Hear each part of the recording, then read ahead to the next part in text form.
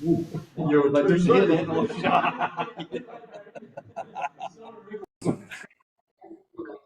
If he was an ex-alcoholic. No. They weren't, both of them weren't. You ain't like it. You know, what's the problem? We'll demolish a bottle of gin one night. Okay, we'll start the meeting.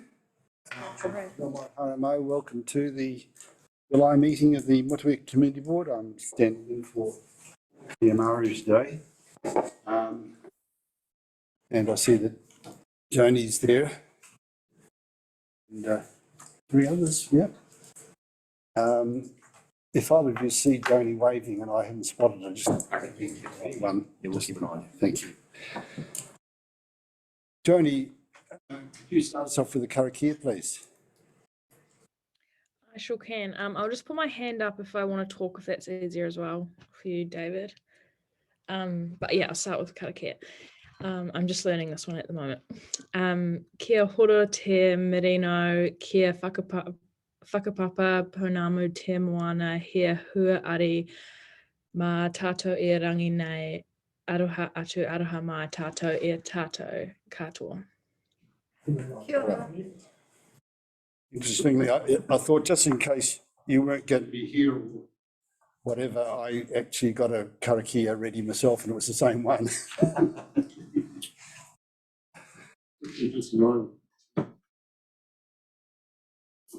Okay, we have apology from Brent. Someone like to move that? Seconded. Richard, whatever it was, the seconding. Favour? Against? Okay. Thank you. We have the public forum, the people who are in the public forum today. We've got 3 down, the 4th one there. You want to be speaking?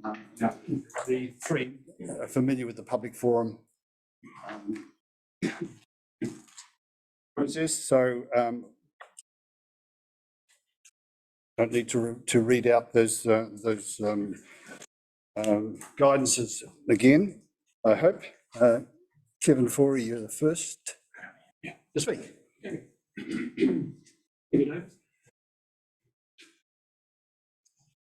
Council and Community Board members, I first of all, congratulations on the EDC library being on budget. We also have some good news. And particularly the library reference is the fact that while we are familiar with what kind of power is being supplied to this building and where it comes from. Not a lot today, probably, but Solar. Right? No, yeah, exactly right. So what I am proposing to do, and I've booked in a slot for next meeting, is the fact that it's no use hiding this solar contribution under a bushel, so to speak. We need to get it out there.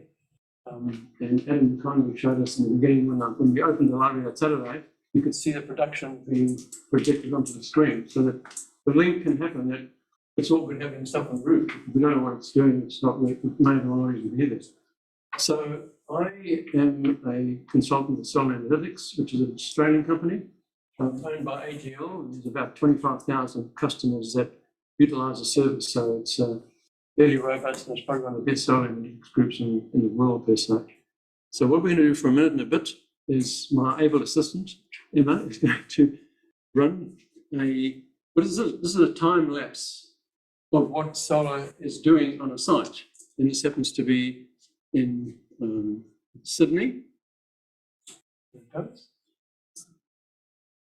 So what we want to do is bring the data to life, so people can look at it and say, well, I can see why the company will do something with solar and why the library is particularly important to go.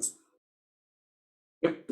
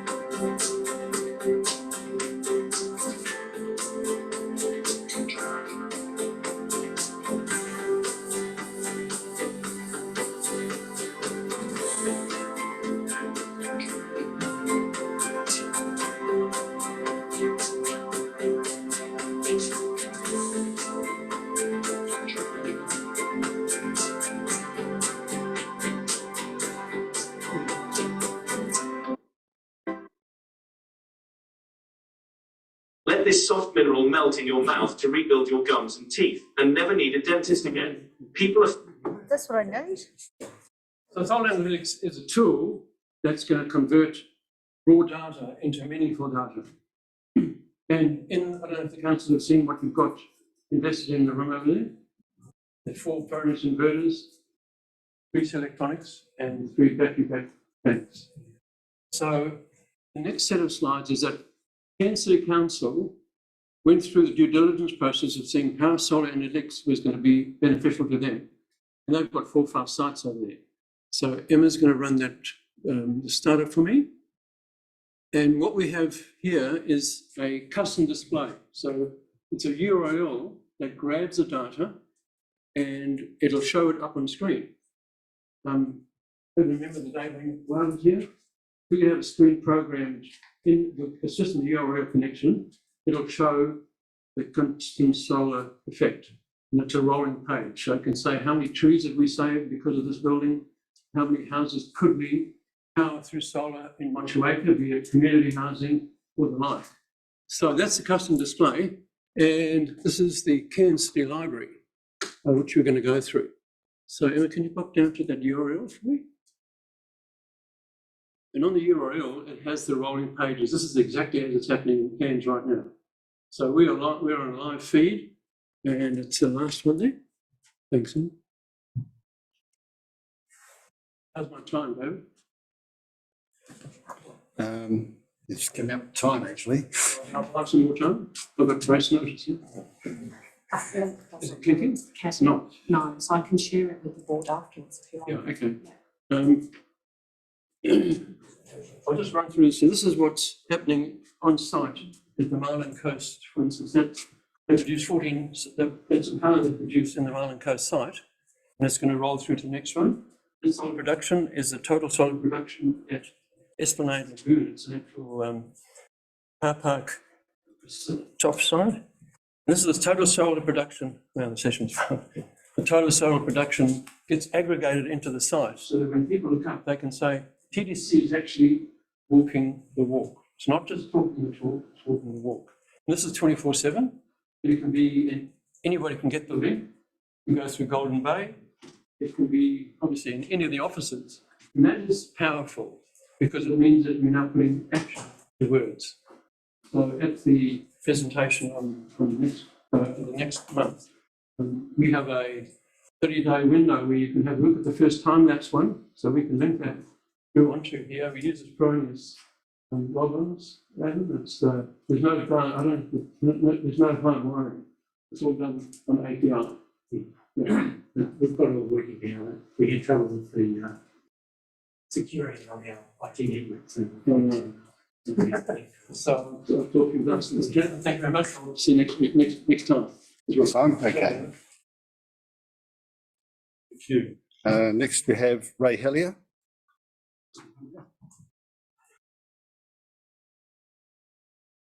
Thank you, sir. I was interested in the job description for a compliance officer of the council. And so I applied for the job description. In the job description, there were 2 comments that I'm quite interested in. Store information required for investigations in line with evidential gathering policy. Ensure data is recorded in an accurate and timely manner in accordance with the council's compliance strategies. So I wrote and asked what these were.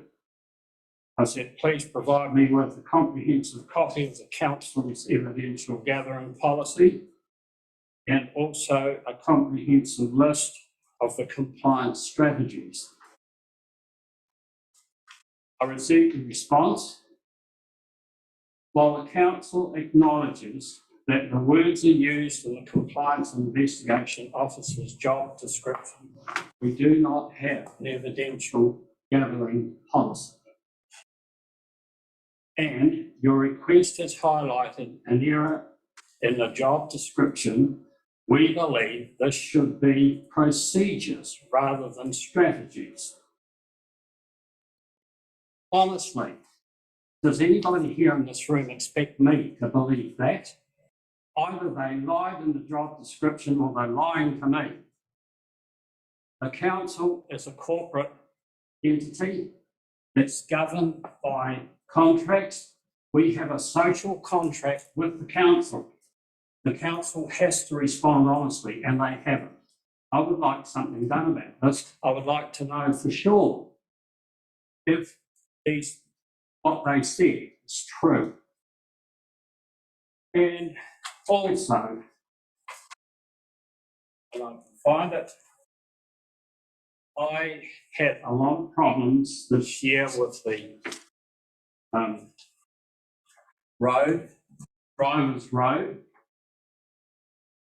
A lot of rain, and there's a lot of tenants up there, and they don't respect the road.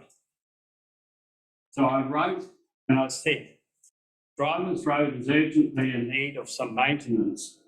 It is actually quite dangerous to anyone who would need to walk on it in the dark, and children on bikes are also in danger. I'm aware that it's unmaintained, but it's now got behind me to fix it. I can't go out there with the huge potholes that were there with a wheelbarrow and a shovel. It's just impossible. So I got a response from somebody. He said, local councils are typically responsible for administration of the roads.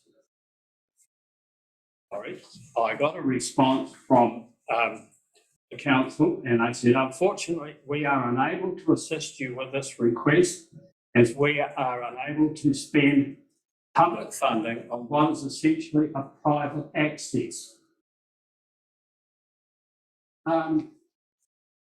So I decided to check up with Lynn's to see what the status of the road is.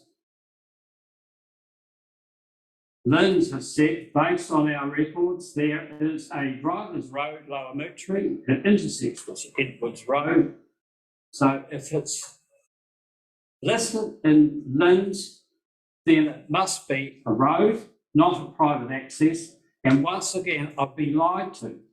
And I take a real dim view of it. The council expects me to be honest to them. So why can't they reciprocate? As I said before, they're also a corporate, and they're also responsible for answering questions honestly. Don't answer the questions honestly, you're breaching contract. You breach contract, that means that I'm no longer bound by what the council wants me to do, and I won't be because of this. I'm calling on you all to get your act into gear and start being honest. Thank you. Anyone have any questions? No. Mr. Hughes, Nick. Hello, everybody. I hope that you received a couple of emails in respect of some stock stories in regards to contaminated gravel down south and a car in a river up north. It brings into question what councils consider acceptable and not acceptable. It's not acceptable down south to have contaminated gravel in the river. It's not acceptable for a car to be in a river. It's on the riverbed, it's stuck there. I've seen the photographs. It's not acceptable at all. It is acceptable for us to bury cars in the riverbed, PDC, I mean. Unfortunately, despite numerous attempts to get something done about this, I have received nothing apart from a statement from the chair stating that the CEO of the Tasman District Council has the full support of the Motueka Community Board. Okay? So I'm going to accept that. I accept that you fully support the CEO. The CEO has sent an email saying that the cars were buried with the owner's permission. You support that. I am going to present proof to you all that that is incorrect. Draw attention to Tim O'Connell and Chris Choate. Twice now, I've caught them out for misleading the public. Yes, misleading the public. Both times, as the last time, was a redaction saying, oh yes, these cars are the ones. Brings me on to the investigation. The investigation. We put our trust in our representatives to investigate properly. So, when I delivered the car out here with my colleagues, and it took a great deal to get that car here, trust me, it was a huge deal. An ordinary person wouldn't be able to. We had to use a specialised salvage truck, and even then it was difficult. The car was so heavy and so broken up. The community board found that it wasn't the car, although I do note Mr. Kirby's comments at the end of it saying, if this isn't the car, where is it? So, very smart comment there, Mr. Kirby. That's his reputation there. So, an investigation. The investigation consisted of not talking to me, not asking me where I got the car from, anything, not asking the Youngs, and they were already well aware that Councillor Walker was at the property with Mainland TV as they were bringing the thing out. You've got photographs there. Here we go, have a read. Have a look. So the digger driver can clearly see there's tyres there. And I'm sorry, but an investigation should not consist of an email to a bloke in another office asking his opinion. What I have come up with is rather a dark side to all this. People being told not to talk, especially to me, by the way. Why would digger drivers be told to not talk to anybody? We're transparent. Janine Dowding's told us that. Janine Dowding has been commended for her transparency. Yet it doesn't go as far as letting us see her emails. No, they're all gone, all completely redacted. Why would entire emails be redacted? Not just words, the entire email. The only email that is there shows more concern for the amount of time staff are spending on the very car issue than the fact of mangled cars being in a riverbed. You imagine a kid running off a bank and jumping. Just put that in perspective. Collateral damage, perhaps. We need to work together. And we need to work together to stop this. I know you're all good people. Tim O'Connell, Chris Choate, time to up your game. I don't want to see any more incorrect reports. Thank you very much. Any questions? Okay, we'll move on to the bulk of the meeting. The declarations of interest items ahead. Any in there anywhere? So I wouldn't be expecting any. Thank you. Nothing, Joni? Right. Okay, the minutes of the previous meeting, adjourned meeting. Oh, sorry, Ian. You all right? Oh, you wasn't on the William. list. I'm sorry. I'll go back. Yeah. Ian, go ahead, please. Mr. Chairman and members of the Community Board, on a recent visit to the Motueka Cemetery, a lady visiting from Tapawera asked me if I was a local. When I said yes, she said, I have a suggestion to make. When people from outer areas like Nelson, Tuckett, Tapawera, Mapua, etc., visit this cemetery with elderly relatives or children, they often require to use a clean, suitable toilet. I think that will be a practical suggestion. Said I would follow it up at the next community board meeting. I'm just wondering, I see that we're including a landscape planning in the request that we've asked the community to tabulate into order with priority. And I wondered whether something like this could be included in there.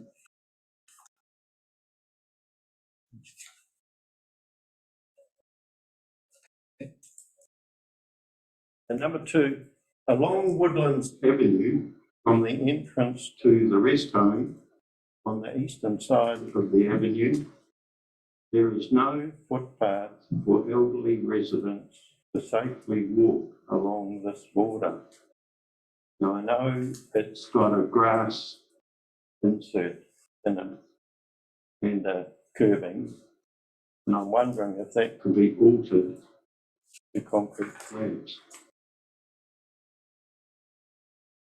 I've seen a lot of the residents when I visited the rest time walking along the road.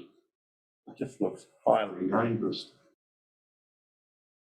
And they would find it very difficult to use the footpath as it is with their mobility scooters and walking into that.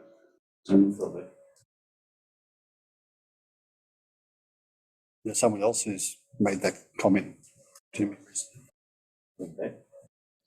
At the new traffic lights on the corner of Tudor and High Street, a member of our Motueka community has suggested the need for another pedestrian crossing on the south side of the intersection.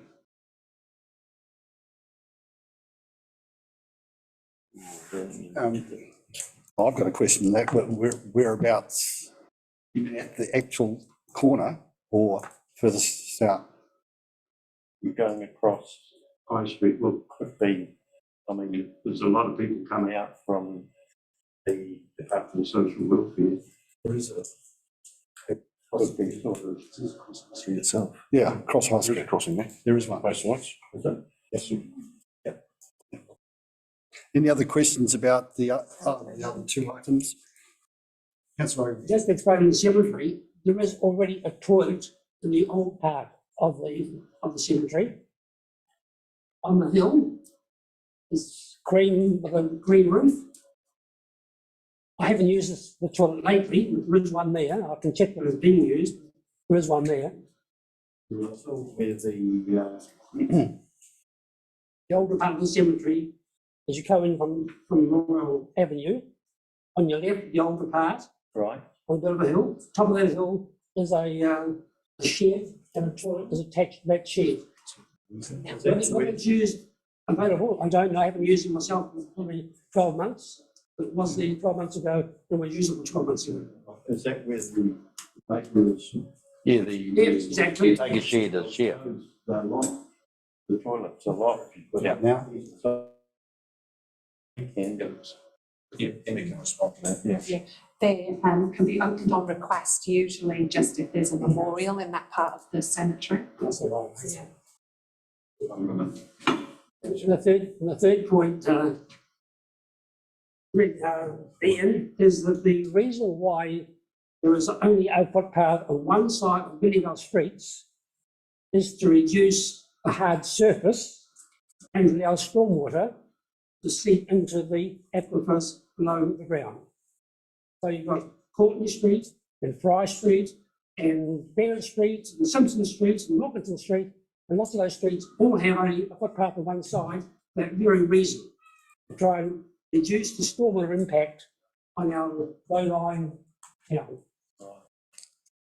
So that's the rationale behind footpath only in one side of the street. Currently, in some of the subdivisions, there are two, but the old policy was only one footpath for that very reason. Thank you. Hard from standing orders there a little bit, but I've got those cleared up now rather than later. Okay, come back to the confirmation of the minutes. We have already moved and accepted, haven't we?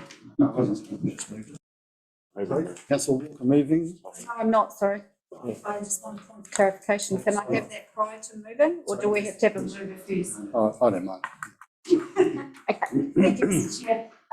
Just a point of clarification around the comment about Ross Loveridge and the final design for the pool. Yes. I don't know if that was a final design. Certainly, I didn't take from that meeting that was the final design, and it's still at a feasibility study point. So do we need to clarify if that's correct? Because I'd hate our community to hold us to account on something that's final. We've said it's final when actually it's a draft. Which was you referring to, councillor? It's on page 5. And it's under the heading is Ross Loveridge. It's about a final report will be going to the council, as I say. I suppose the final What the final design and advise their final report would be. I'm just concerned about that wording. never saw that. So you want to change that to tabled A design? Yes. And Mr. Chairman, there's another point on the same thing. We mentioned about the lanes. Now, there's no mention of lanes here much. And I think lanes is very important because Ross Loveridge did state that he personally was not that keen on 4 lanes. And I made the comment that unless you're doing 6, don't bother. So I think maybe we should have some reference to lanes and what Ross said as well. There is a, discussed number of lanes in the report, but you want more They detail. don't actually talk about the number.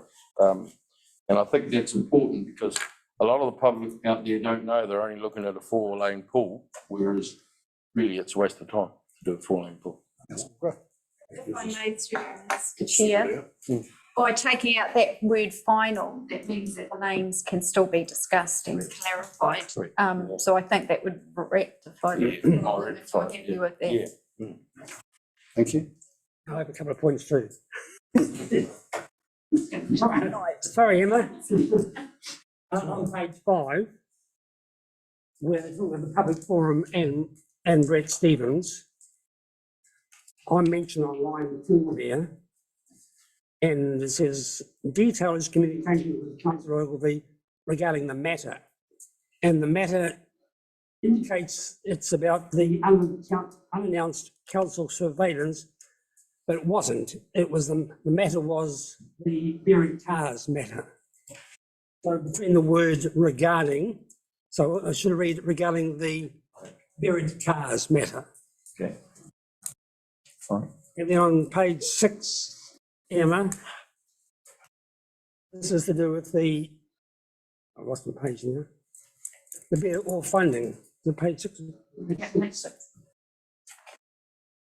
You've mentioned the pool as being a priority, but we mentioned also the Papakainga at Tiafina and the Port Motueka washdown facility and Motueka stormwater improvements.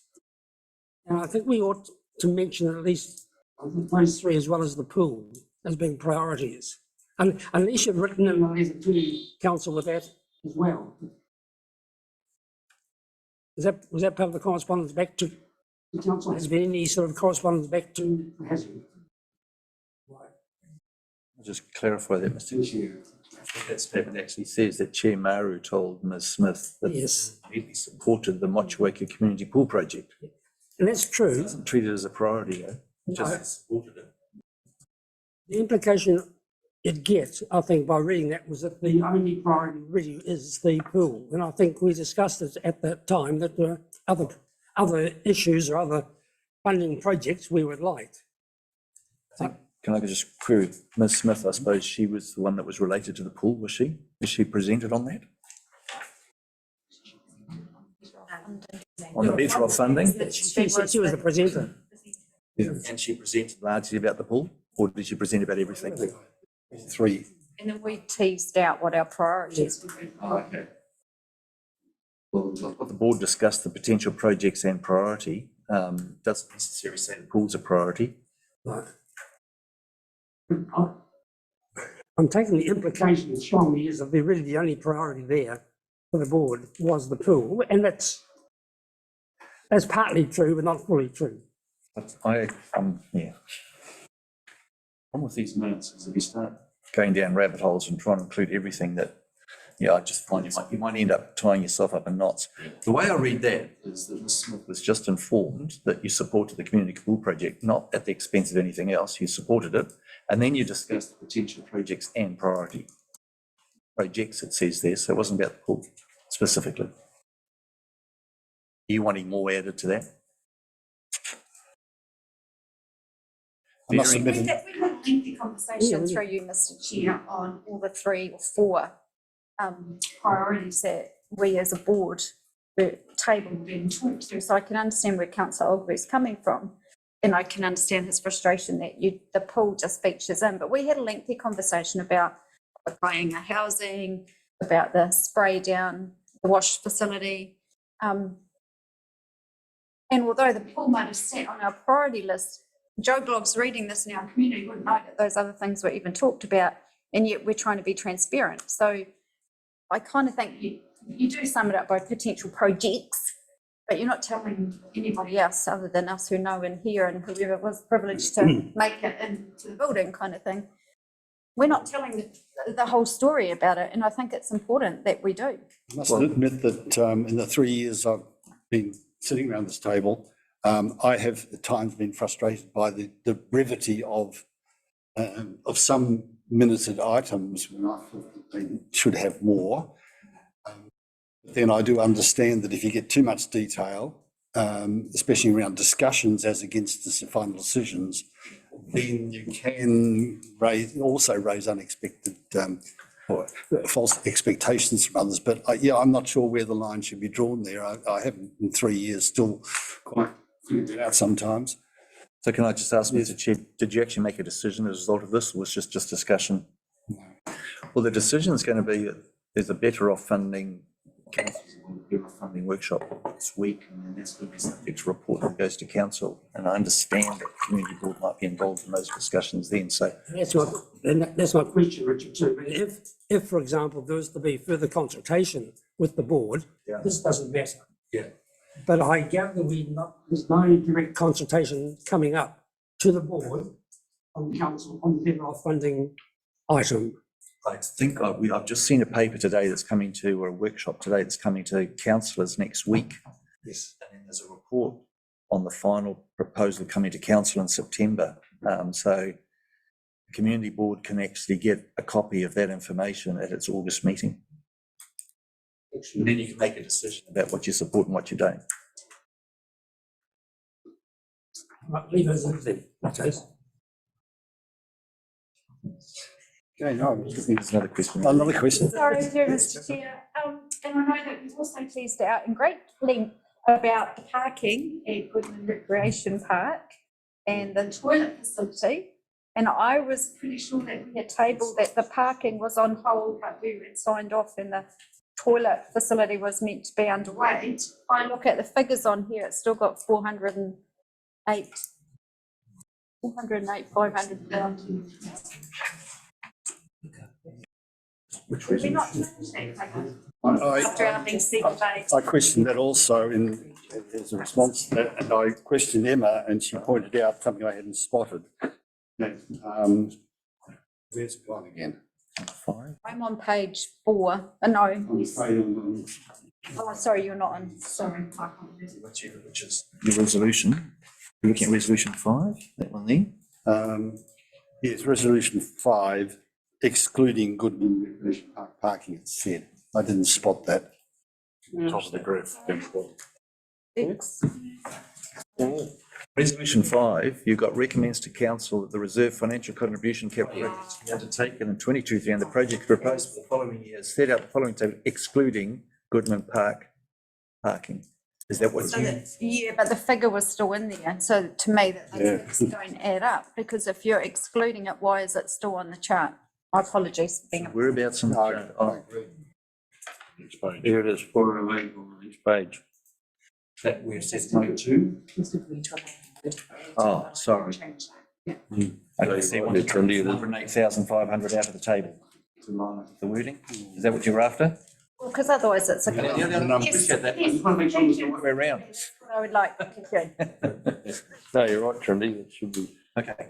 So I would be happy with that as well. Know where it's going to go. Any other things?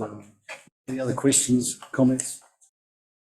Right, is the motion now that we accept, what's the word for it? Accept the minutes, subject to. Yeah. Amend. You do the wording of that, do you? Yeah. I'm happy to pass that now, thank you. That's all. Okay. Moved, seconded. Yes. Barry, in favour? All right. Carried. Right. Now we've got Neil Lindsay is there, sitting patiently watching that. Presentation on community leasing and licensing. Welcome to our meeting, Neil. Koto. Do you wish to do the whole presentation and take questions afterwards, or? Yes, that would be good if possible. Can I share my screen? Is that possible? You're the experts down here, she says. Yes. Excellent. Right. Right, so thank you for the opportunity to present today. So for those who haven't met me yet, my name is Neil Lindsay. I'm a community policy advisor in the strategic policy team at Council. So the reason I'm here is to simply brief you on a piece of work I'm leading, which is the development of a new community leasing and licensing policy. So through this process, we are undertaking early engagement with community groups in the Motueka area. So we're taking the opportunity to inform you about our plans. So the purpose today is simply to give you a heads up that we are doing the work and to flag some key points off the timeline going ahead. So the purpose of the new policy is to effectively help us guide how we make new decisions on providing leases and licenses to community groups that use council land or facilities. And that's in terms of an occupation agreement or a long-term agreement to use council land or facilities, not a short-term lease like simply, or not a long-term agreement to use, say, a sports field, but a longer term over a period of many years. So think a sports club or a brass band that might have a building on a council reserve, say. So currently we don't have a policy or framework to help us guide how we provide leases. So by creating policy, we're hoping to make the leasing process easier, fairer, and more transparent for community groups. And again, provide some transparency to how we operate. So this slide is simply to give you a flavor of some of the issues that have arisen from not currently having a policy. And a lot of this is around how we recover outgoings because we don't have a consistent framework. A lot of how we operate is relatively ad hoc, and you'll notice quite a bit of inconsistency between groups. Groups have come to us saying that we need to be clear who takes responsibility for what and when.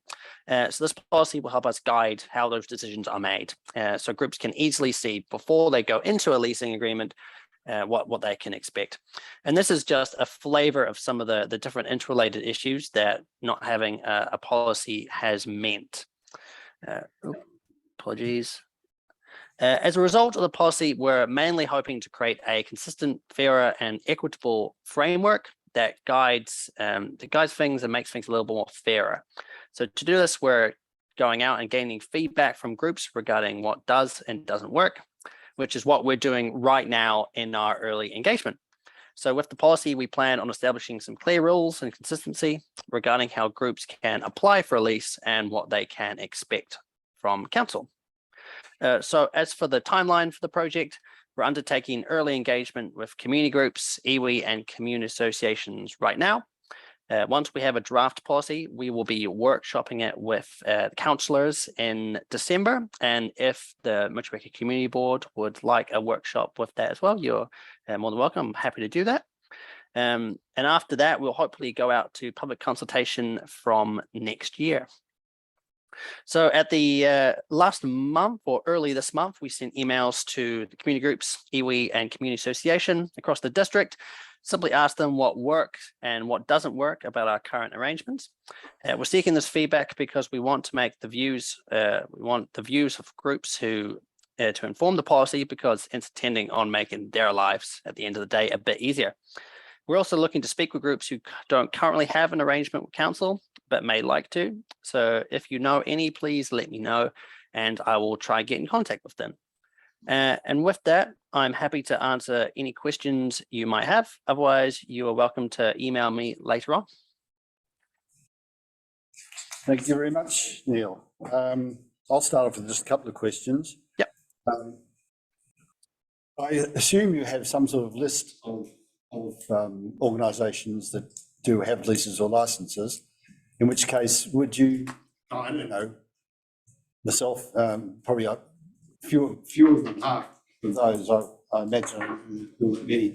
Could you provide the board with a list of the people, the groups that you are talking with Yes, I can send that through after the which meeting. building- yeah, which building or field or something they're using as well.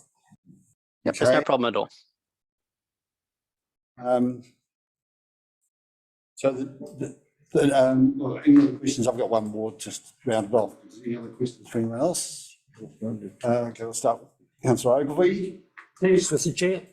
Thanks, Neil, for the presentation. Following on from where David Armstrong was coming from in terms of the list.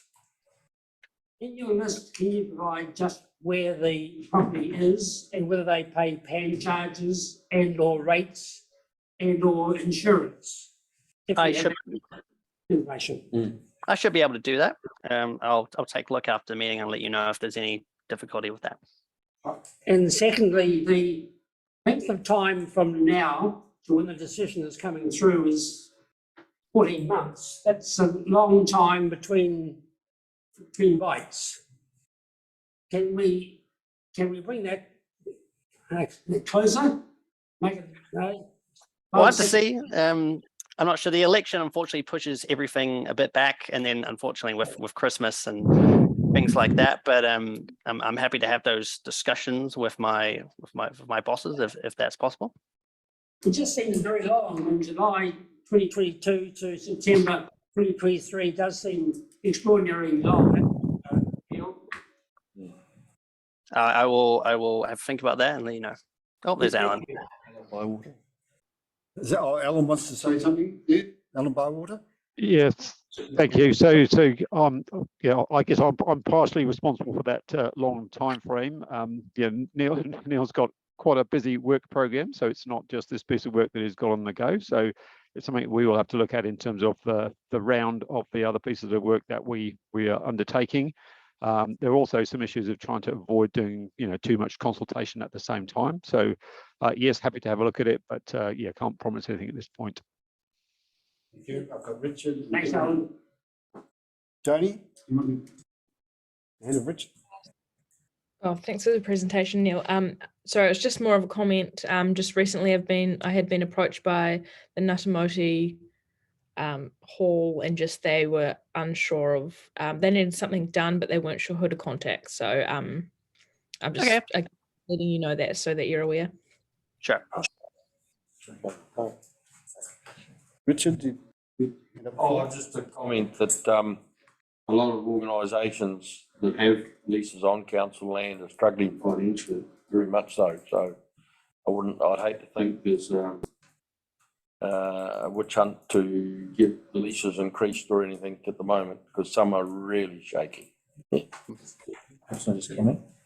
Comment, Richard, yes? Can I just add that there's no urgency on this. We have got leases in place now, so it's not a case of urgency. What has transpired is that some of the leases that we do have track back many years, and there are inconsistencies. So we just want to go through the whole thing and see where the inconsistencies are, how we iron those out. In terms of who pays what for the leases, that's going to be much further down the track on those discussions, and there'll be a discussion around the council table about the public-private benefit type discussion. How much as a community the ratepayer pays for, and how much the actual users themselves pay for. So that's going to be a different policy again. So yeah. And probably carry on with that. I think the current intention is to keep them pretty much standard. Currently, our standard lease is $200 a year, and no rates, no PAN charges. So that will also keep it reasonably low. That's the intention. Let's see what happens with the policy, but that's the objective at this stage, try and keep it low and consistent from club to club. That'll be a decision of the councillors. Exactly. Yeah. Some councillors might have a slightly different view to yours, I know, but you're right. I mean, if the general council feels as though they want to encourage community groups to utilise the council facilities, then obviously that will reflect itself in what charges are levied. Yeah. Any other questions? Neil, I assume you would like us to have some input to that. What's the next step, community board? Should we get together or at least pool some of our knowledge about other groups that may want to lease or license and add into the mix for you? If you have any thoughts in terms of in terms of the proposed policy and what it could cover and what you think works and doesn't work, I'm more than happy to hear from that. If you have any idea of groups who, for example, haven't or don't currently have a lease or license, but perhaps want to and haven't for whatever reason, I'd be interested to hear from that as well. Thank you. Should we send to Brent any knowledge we have of groups that may be interested? Just a suggestion. I don't know. I personally don't know any. Groups I know got a lease. I Okay. think, Chairman, to answer your question, you probably find you've got to have something to discuss, and you might want to look at a standard lease and just go through it and just get familiar with it and make some comment on that's probably the way to do it. That's dead right. Because if you got together and started discussing what you're going to discuss, because you don't know what's in there, you don't know what the arrangement is, so that might be the better way to do it. Yeah, I think so. Will we note that so that when Brent is here, I'll let him organise that. If he wishes to. Any other questions, comments? In which case, thank you very much, Neil. You sound like you're onto it. Just really great to have that heads up beforehand rather than finding out about it down the track and the sort of difficulties that sometimes arise from that. So appreciate it. Thanks very much. Thank you. I will keep you in the loop moving forward. Yeah. Thank you. Right. Next, we have the report from Adam and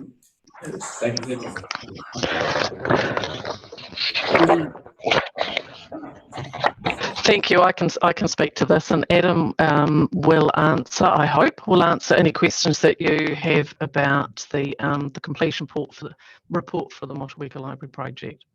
We're all Just turning it down a little bit. Really loud. We're also here to seek direction from you about the disposal of furniture and shelving which was left behind in the old library. We did reuse some materials, but there's quite a lot left behind. We've had a reasonable amount of interest from some groups, community groups and schools, but we're recommending that we do a gifting process rather than try and sell it. And that we do an expressions of interest process with the expressions of interest brought back to the community board to make decisions on allocation of the materials that have been left. There's also, as I mentioned in the report, a painting that was donated to us some years ago that was in the old library. It hasn't found a place in the new library. The family of the artist has expressed an interest in having it back, so we're recommending that the painting is gifted back to the family. That's a brief summary. I'm happy to answer any questions, and I'm sure Adam is happy to answer any questions as well. Got nothing more to add at this point, Adam? No. Just interesting, the solar presentation.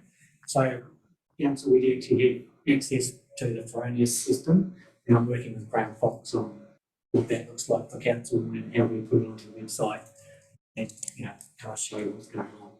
Because we've got other sites, not just this site, other sites as well. That would be great if we could, because what we heard from Kevin was truncated, and I didn't time to get my head into it, but chase that up. It sounded very promising. Yeah, so I've got an app on my phone, I can see what's going on. But yeah, we had a little bit of trouble with the IT system, so we ended up having to put in a cell phone card so we can get done. I thank you very much for the report that you provided, the whole lot of the project and how it's turned out. It's been, I appreciate it very much. Shall we discuss anything on questions, and then we'll look at motions? Councillor Walker. Yeah, thank you. You, Mr. Chair. It was a shame that Kevin wasn't allowed to present as a presentation and get 10 minutes, because actually the 5 minutes was very rushed and we didn't get to understand it, and totally understand what Adam understands of that, but we don't understand that. That's like held information with you. So maybe we could send an invite to Kevin to come back if that's worthwhile.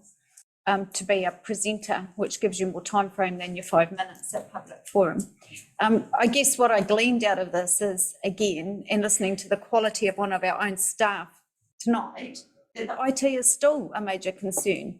So this building may have come in under budget and have all these wonderful things, but each month, and this is aimed at you, Mr. Mendes, each month I sit here grossly frustrated with the quality of what comes. And I know that's not your personal, it's not personally at you, but this is your area of expertise.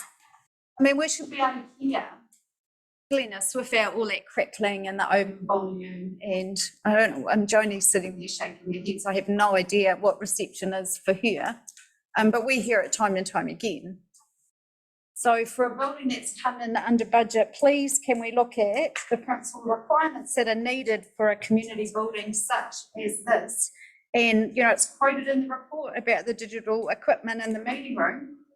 And the takeout please be that actually you probably need to be looking at what IT gear is provided. Because I sat here very uncomfortably at when you said we had security IT challenges. Well, what does that mean to me, let alone to anybody else? What's a security challenge?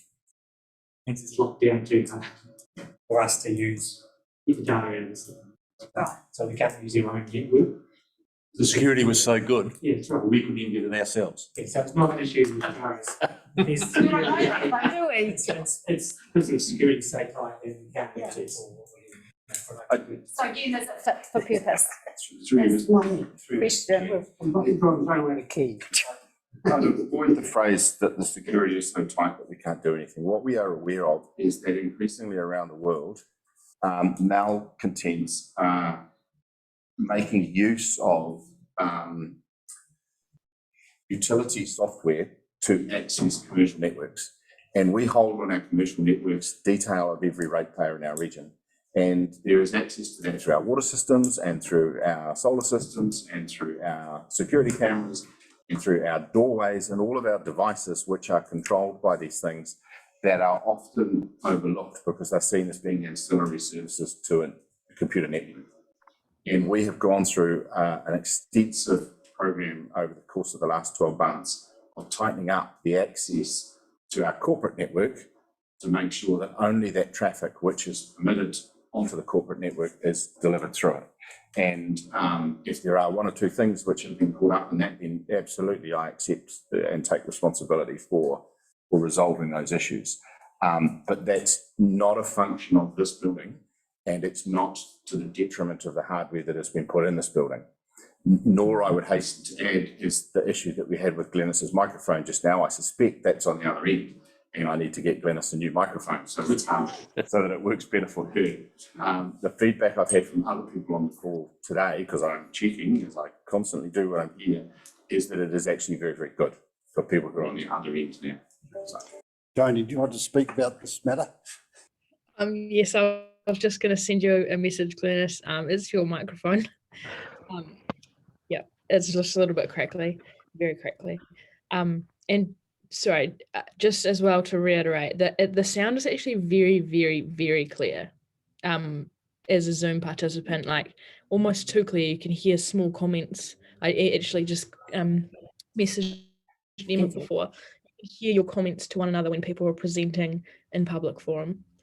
So it's very clear. And just going back to the report in general about the library, and it's quite hard to see just because everyone's quite small, but I just wanted to make a statement and a comment that, like, I am extremely impressed about especially Adam's work on the delivery of the library and yours too, Glenys, and that it kept under budget, and just the overall keeping it under budget with the constraints of construction.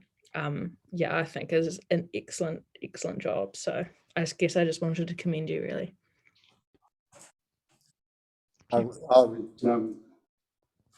also add also on the matter of the IT, so forth, that having been involved in IT myself for many years way back, projects of this type, you've got to expect problems for the first few months. Since the first time we met here, where things were terrible and we knew it, It's great. It's great you got people each time. It's not too bad that we've got this far. Now coming back to the report, then just keep discussing this. I've got any other comments that people want to make. It's just one very minor one on page 38 of our diligent. There are 9 items of positive building attributes, and if we can add number 10, animal cleaners, there's a 12,000 litre stormwater tank, which is unusual, but it's very important to have it there. So I think that could be mentioned in that list as well. Yeah. We did mention somewhere around rain capture. That's it. It was one of the sustainable.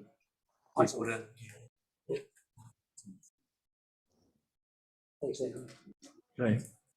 The main comment I had about in my head anyhow, about the report, which was excellent, as I said before, a disappointment that the landscaping, especially on the northern side, is part of another project altogether.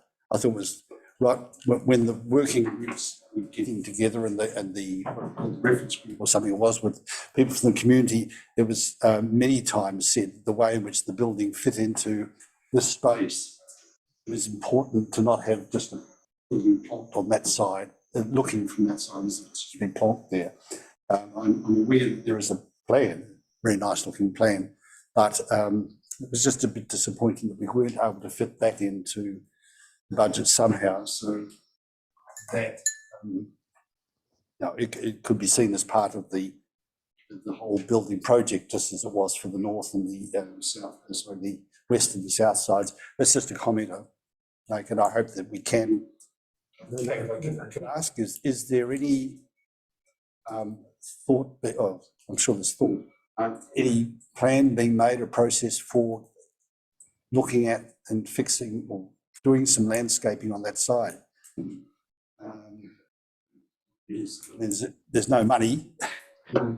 So basically, we've taken those next stages, so stages 2 and 3, which is out here, and then also including one part. We're handing those over to the team to talk about some surveys basically. We've given them indicative budgets for it and the scope of work, and we've also talked to them about they're doing stuff at the front here by the toilets this coming in. So we've had discussions about that ties into the library landscaping as well. So I mean, basically, it's sitting in the team to get into a healthy V and funding. So there could be a way away, or the next annual plan could be put into that. I know the toilet block, they've got funding this year for the toilet. Yeah. So it could be quite a while before that's actually addressed. Okay. Mr. Dowd, sorry. That's right, no problem. You're talking, there was a question to you about the seats were here and they disappeared. They all used to be parked out here, and the teenagers used to use them for all sorts of things on Friday nights, Saturday nights. And it was actually good to see them go, because I've seen some of the video footage and it wasn't flash. But anyway, we had a meeting here the other week, 3 Waters, I think it was, from memory.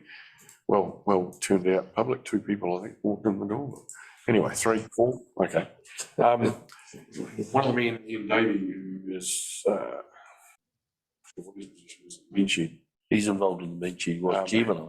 Has quite a large seat, which is a specifically designed seat, and I can't remember what it's called. One has been placed down at the Coomera's in memorial towards the north. But they made 2, and they would like a location somewhere for that to go. And he sort of thought around this area here, very close to the library, might be an appropriate spot.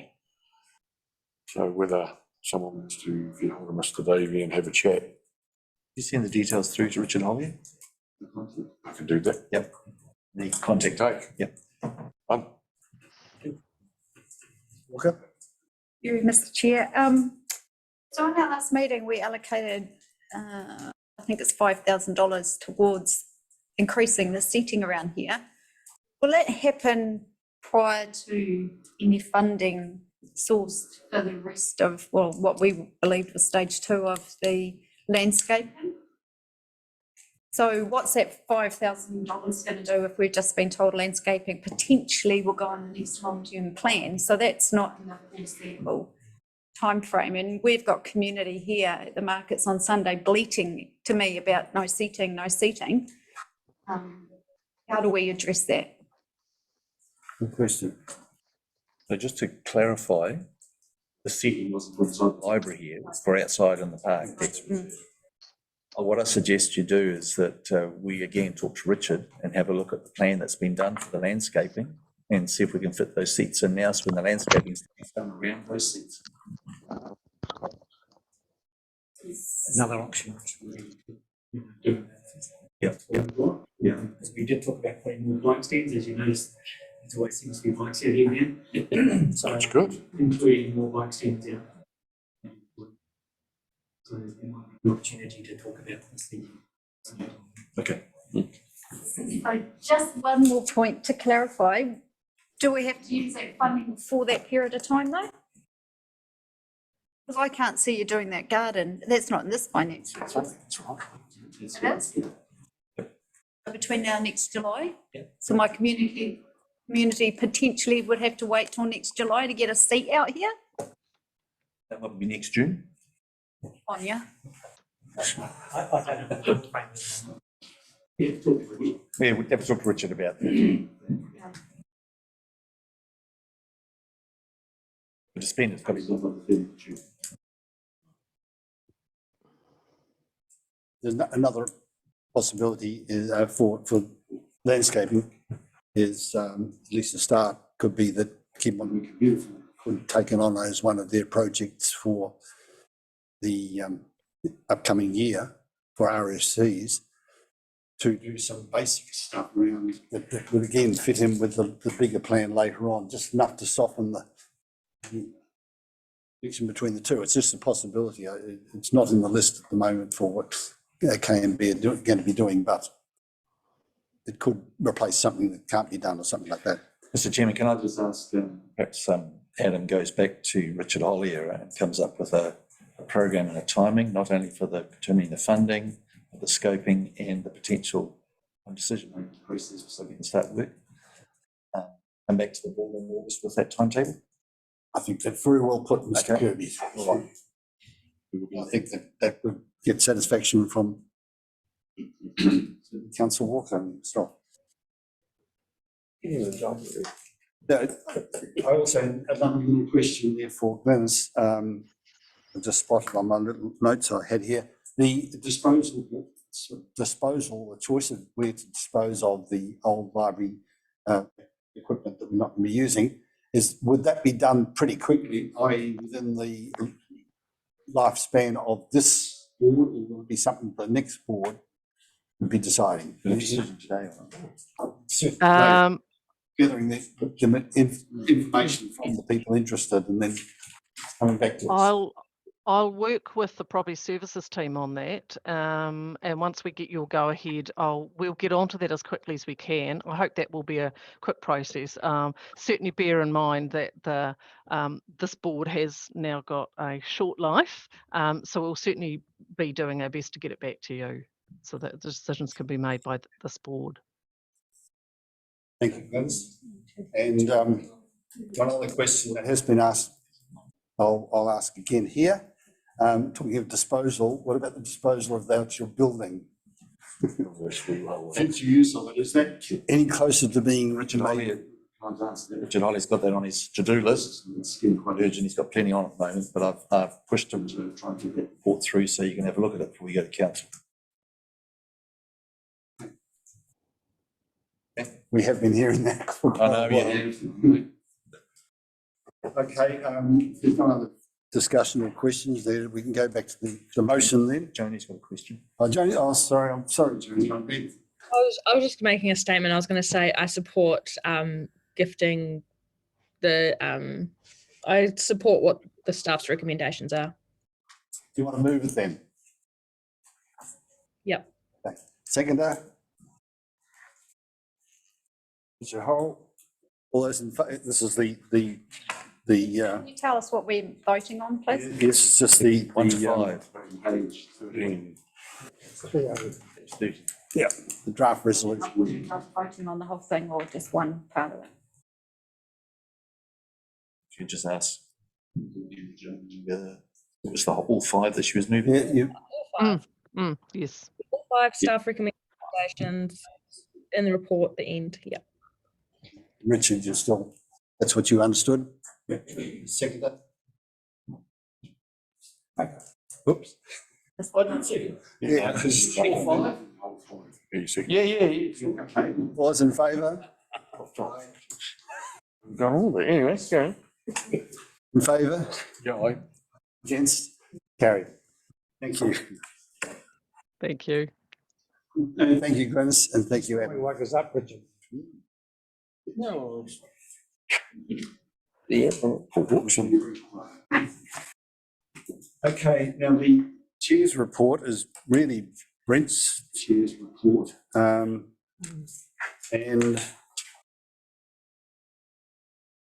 it's clearly very brief.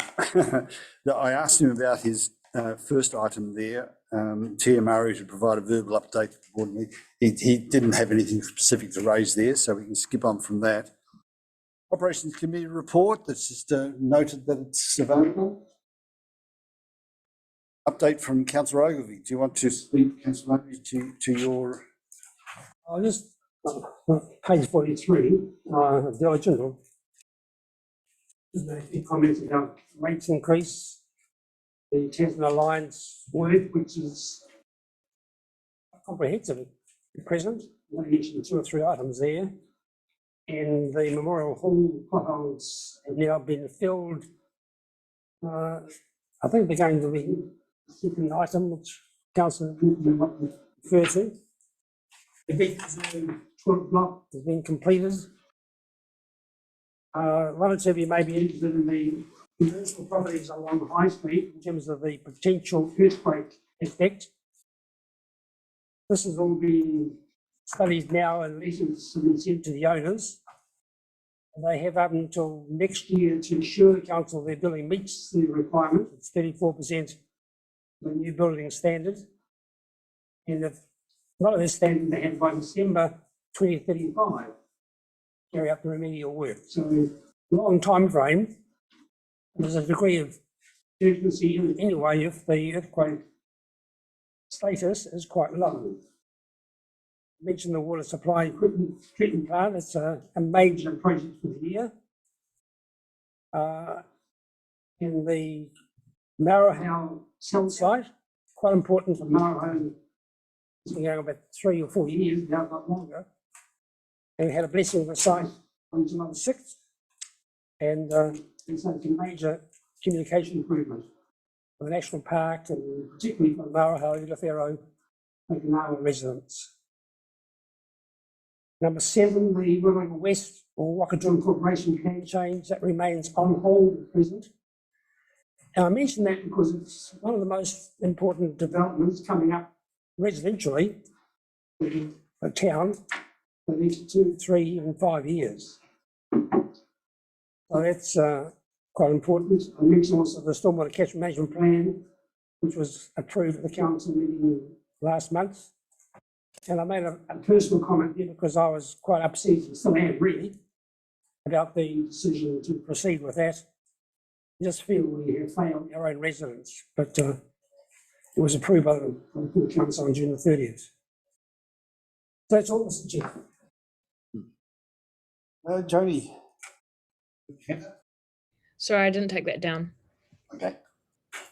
Any other questions, Richard? Yeah, what about this plan? Why is it on hold? We're not allowed to reveal that. The Wakatuma Corporation, I think it's only been deferred because the Wakatuma Corporation are not yet prepared to go ahead with the plan change request. It's as simple as that, I think. Okay. There's been money, we've got $1 million plus for the infrastructure acceleration fund for it. In Wakatuma to proceed with that. Richard may know more about than I do, actually, Richard, in terms of any other reasons for the deferment. No, I don't, sorry, no. I know it's open for the IAF funding and I'm not sure what the timing is for that either. The Infrastructure Acceleration Fund. According to Dwayne, he said the money will come through to council and then they will apportion the money to. That's right.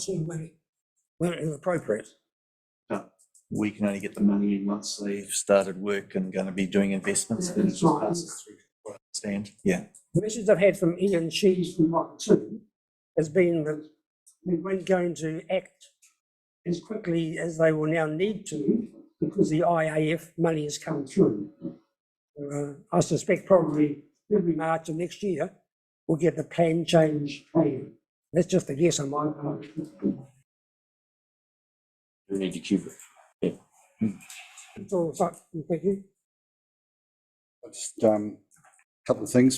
Firstly, thank you again for last time I was doing this. I thanked David for providing these updates. It is important to board members to be kept up to date with what council's doing. If you don't attend meetings and get to see you to talk about them, it's sometimes the best way for, well, it's the only way sometimes to hear that. So I really appreciate these updates. It saves a lot of reading and going through agendas for subcommittee committee meetings and so forth. Just a couple of comments or question: the 40% reticulation going up to 50 next few months. How's that jump suddenly happening? Is that some new stuff being laid, or is it just subdivisions that are opening? 40% of Motueka homes are water supply. It is increasing markedly, actually. They're doing Grey Street and then down Whakarewa Street, and we'll probably link up into the new subdivision if it goes ahead. That's what I got in my mind in terms of the new subdivision of Waka 2. Because Waka 2, their subdivision will come into Whakarewa Street. Opposite is a Waka 2 place. Street. The Noise Street.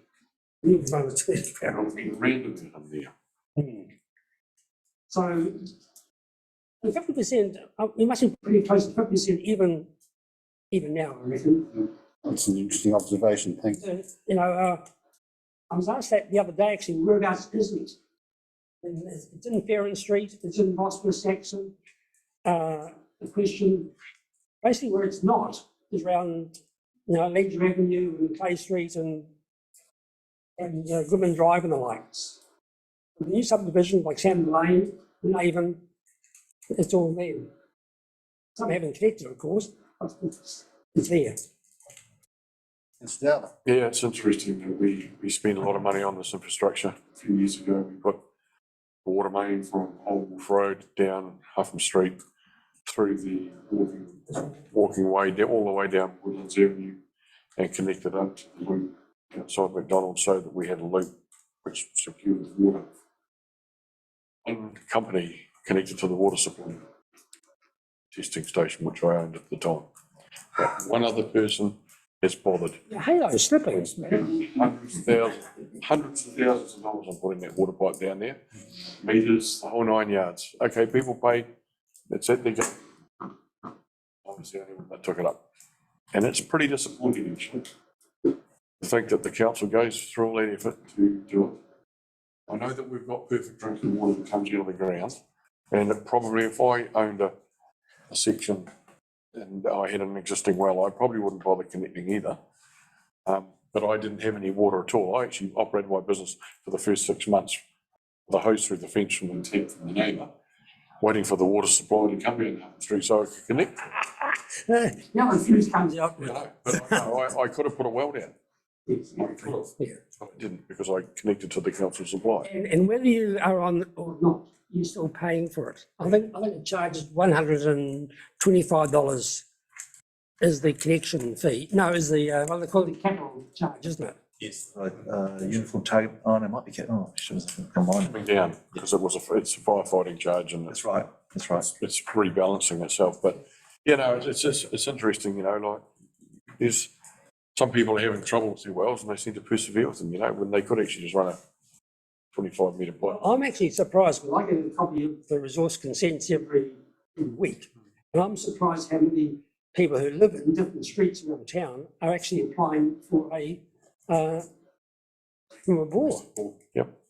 They don't, no, they don't want the chlorine. I'm getting phone calls all the time. That's what I was going to say. The uptake. People that are connecting to the council supply are looking at putting bores down, so they don't have to take. Chlorinated water. So that's the pushback from our community already. So that you may have an infrastructure that's covering 50%, but your uptake will be not gaining once chlorination comes, is a clear messaging we got from our community. I've had several phone calls. Thanks. Okay. That's what I wanted to say on that.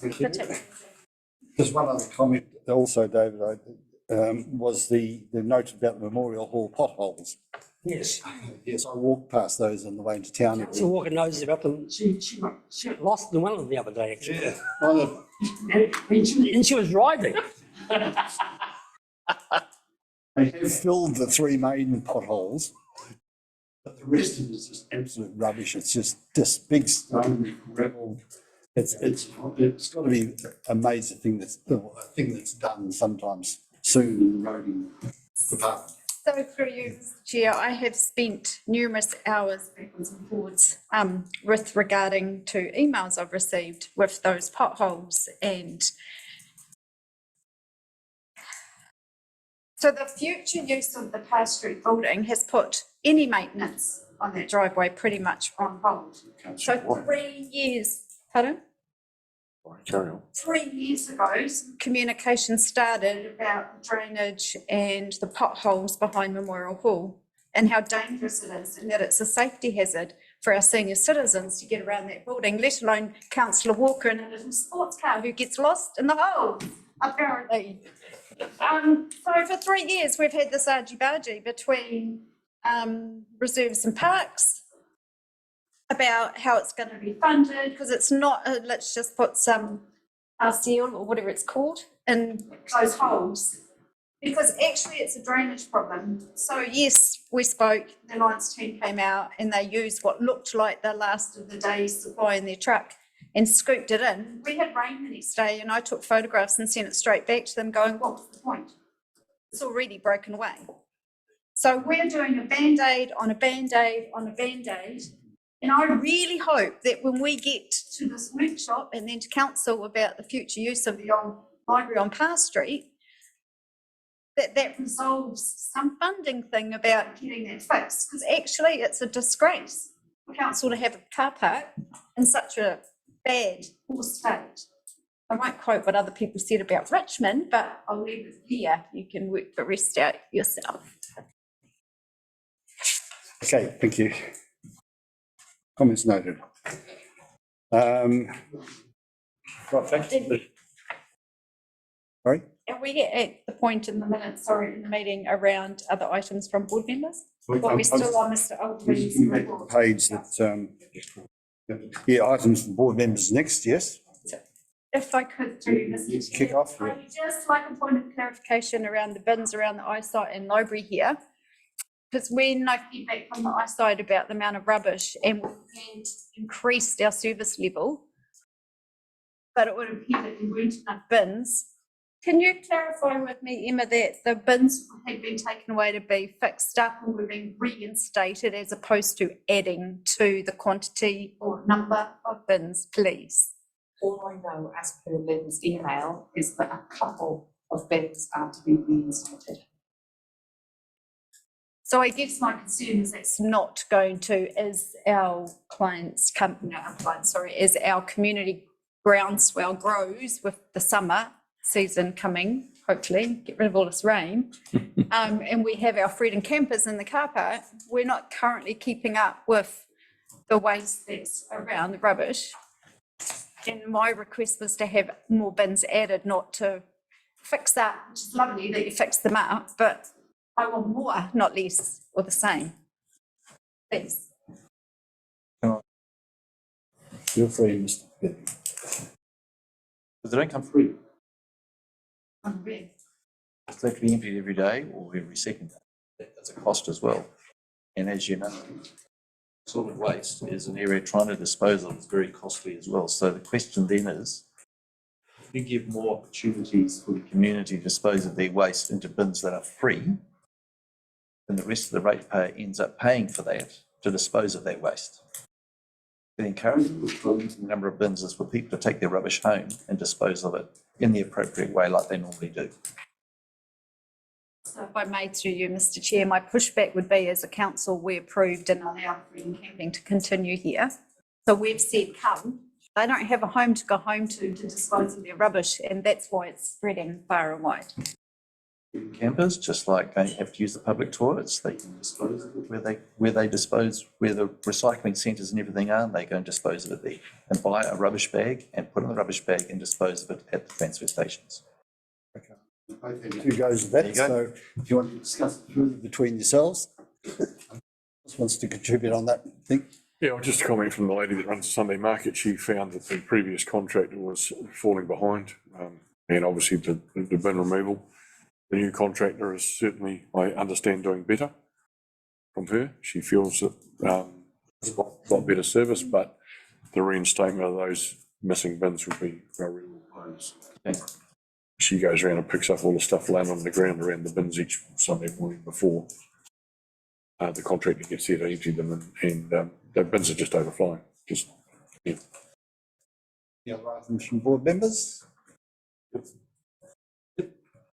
Yeah, I know we were asked to submit ahead, but we've done it already, nothing's happened, so I thought it was best we bring them up again, see if we can get something done about it. The first one is the really good roar I get when I come to town. Hop in my car and I get a hell of a roar for about 300 metres, and you think, what the? Then you realise it's the bloody road again. So I know the weather's again getting in something done about it, but that Queen Victoria Street just down from my house is falling, and it's getting worse. I must admit you won't skid on it because it's got great grip in it, but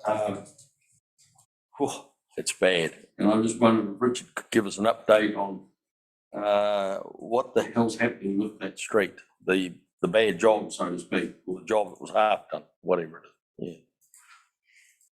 The only update I can give is I passed over to Jim. And he said they're looking at it and working with the contractor how to repair. Is this the one where the stone is stripping off? Yes. Yeah. They're looking to see what they can do to remedy it. No, this time of year it's nuts to do anything. I know that. I know the weather's just shocking. Don't worry, I'm not saying this, but I just wondered if we could get some information on what is going to happen. They haven't decided yet. The contractor, they're working with the contractor because they were actually late in doing the sealing and it's the weather. It's their responsibility.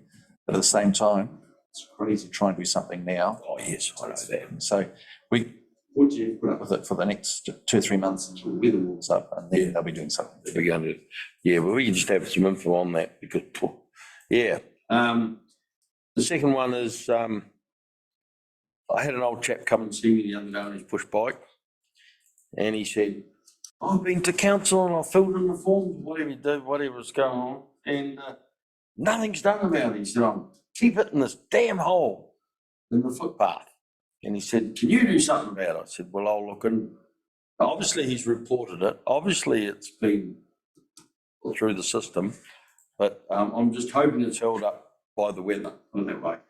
Nasty hole right opposite Mott Farm Machinery in the main pavement on a vehicle access. It's quite bad.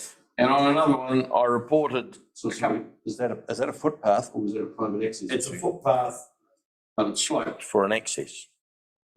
So whether the owner of the property did it, I don't know, but gee, it's rough. So when he said he filled out a form, well, I don't know what he did. He come to the office, he would have seen somebody, Emma, no doubt, about it. And, so have you rung in about that? No, I haven't rung in about it. I thought I'd bring it up here. It was only a few days ago, so I thought I'd bring it up here because I feel it needs to be. He's obviously put it through the system and it's not getting done, but then it could be just the weather stopping it. Let's face it, any contracting gang that tries to go out and do something at the moment, like you've had a really good go at by the Mariah there on that corner, fixing that slump and fixing the other bit along Park Street, but we're just stopping any progress on that. It is really quite rough now, but it will be until this weather settles down. The slump in King Edward Street, further down the same street, just along from the Chorus shop, it's quite a nasty slump, and it's actually to the point where it could throw somebody off bikes, especially. And I did report it at a board meeting a couple of months ago, and still nothing to be done about that one too. And it's quite a slump. The road just goes down in a hole. It's only in a hole about what, metre and a half by a metre and a half, but it's just quite a nasty drop. And I think it needs to be attended to. The Hardy Annual, by the way, on a new report, there is a lovely big pothole opposite the flying school, just outside the flying school. Man, alive, it's a good one. It's built rather quick. Anyway, the last thing is the Hardy Annual, which we've been harping on about. During the big flood, during the week, I went and had a look and filmed the build-up of logs at the Mott Bridge. And as usual, I've been bailed up by the ratepayers about it. So we really do need to get a better system of maintenance of that job. Obviously, the local contractors aren't used because they're not registered with who's doing it, Downers or Fulton Hogan? Who is it? It's Wakakatahi. Fulton Hogan. Yeah. Fulton Hogan. Yeah, one of their engineers stopped while I was there and took some photos. Actually, it's quite a serious build-up. It goes a long way into the river, and it's actually the locals are really getting up in arms about it. So I think that somehow we've got to have a bit more rapport. I know it's Wakakatahi, I know it's them, but at the end of the day, surely the council liaison person can get onto them about it, surely, because it's quite a serious problem. And although they say, oh no, it's not going to cause any slumping, I would like to trust that, because the sheer volume in front of it is huge, and the sheer speed of that current. I was there when it was only about a metre down from the deck of the bridge, and I'd have to say that the sheer force of nature there is massive, and seeing logs sort of pounding into it and then rearing up out of the water, it just shows that really we don't need anything more to make it worse there, put it that way. It's such a vital, arterial road that we've got in our district. There, just on a side to that, there was a meeting this week with our MP on the bridge, and which I'll be attending actually. But anyway, there is a bit of an undercurrent moving around now to try and get something done there. Obviously a fair few different organisations are getting in behind to try and get NZTA to perhaps do something about it. So I'll be interested to see what does come out of that meeting. Yeah. Thank you. Any other? Okay, next one's. I'll just have a quick spiel about the possible cycleway walkway down Queen Victoria Street that was basically just about canned because of the contractor moving on quickly while it has revived itself. The contractor has been called back to redo some work. So the offer was made from Network Tasman to look at building the cycleway, but the council will have to contribute some more money.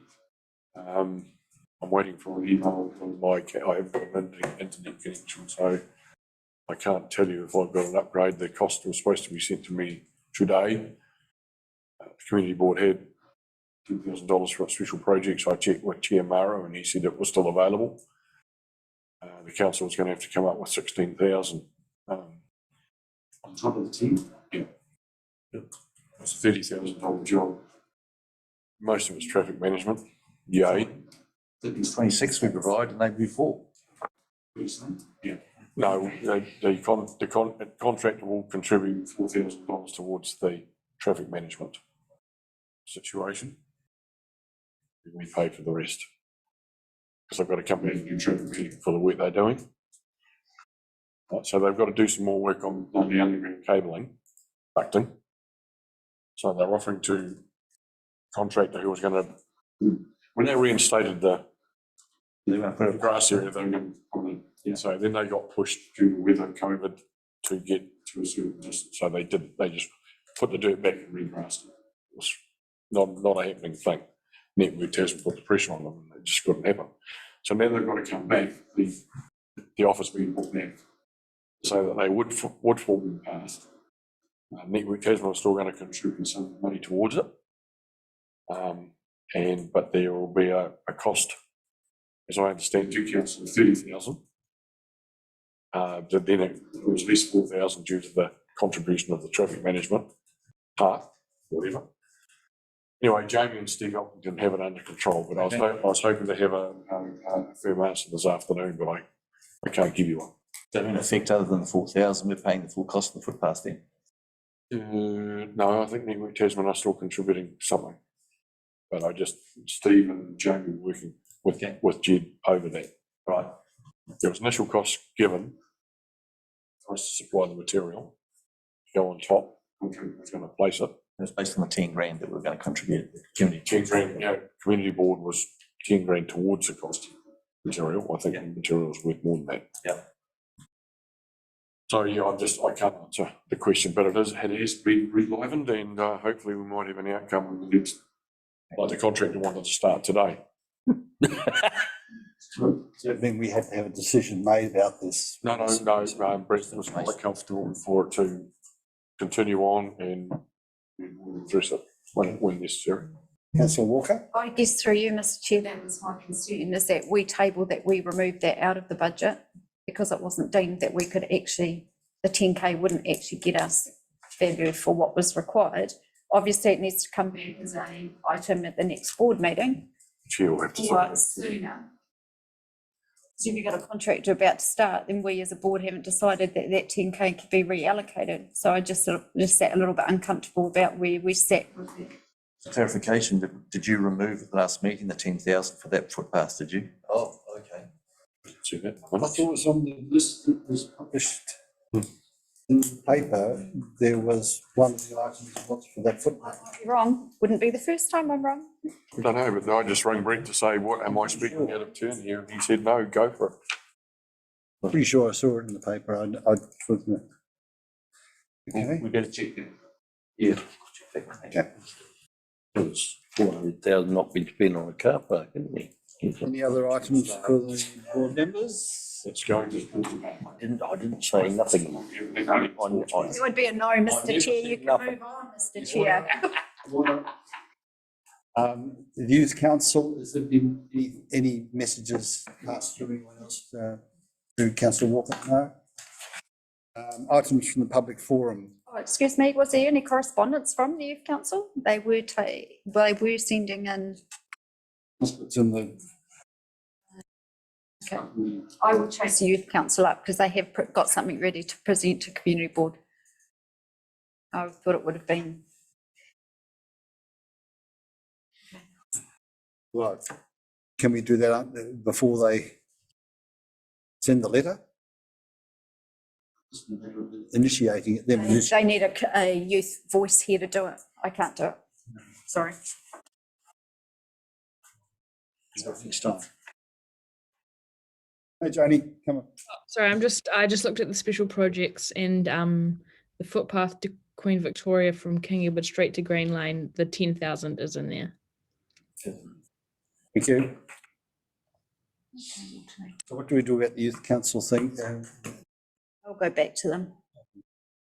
And if we need to, they can do it via email out to distribute. Thank you.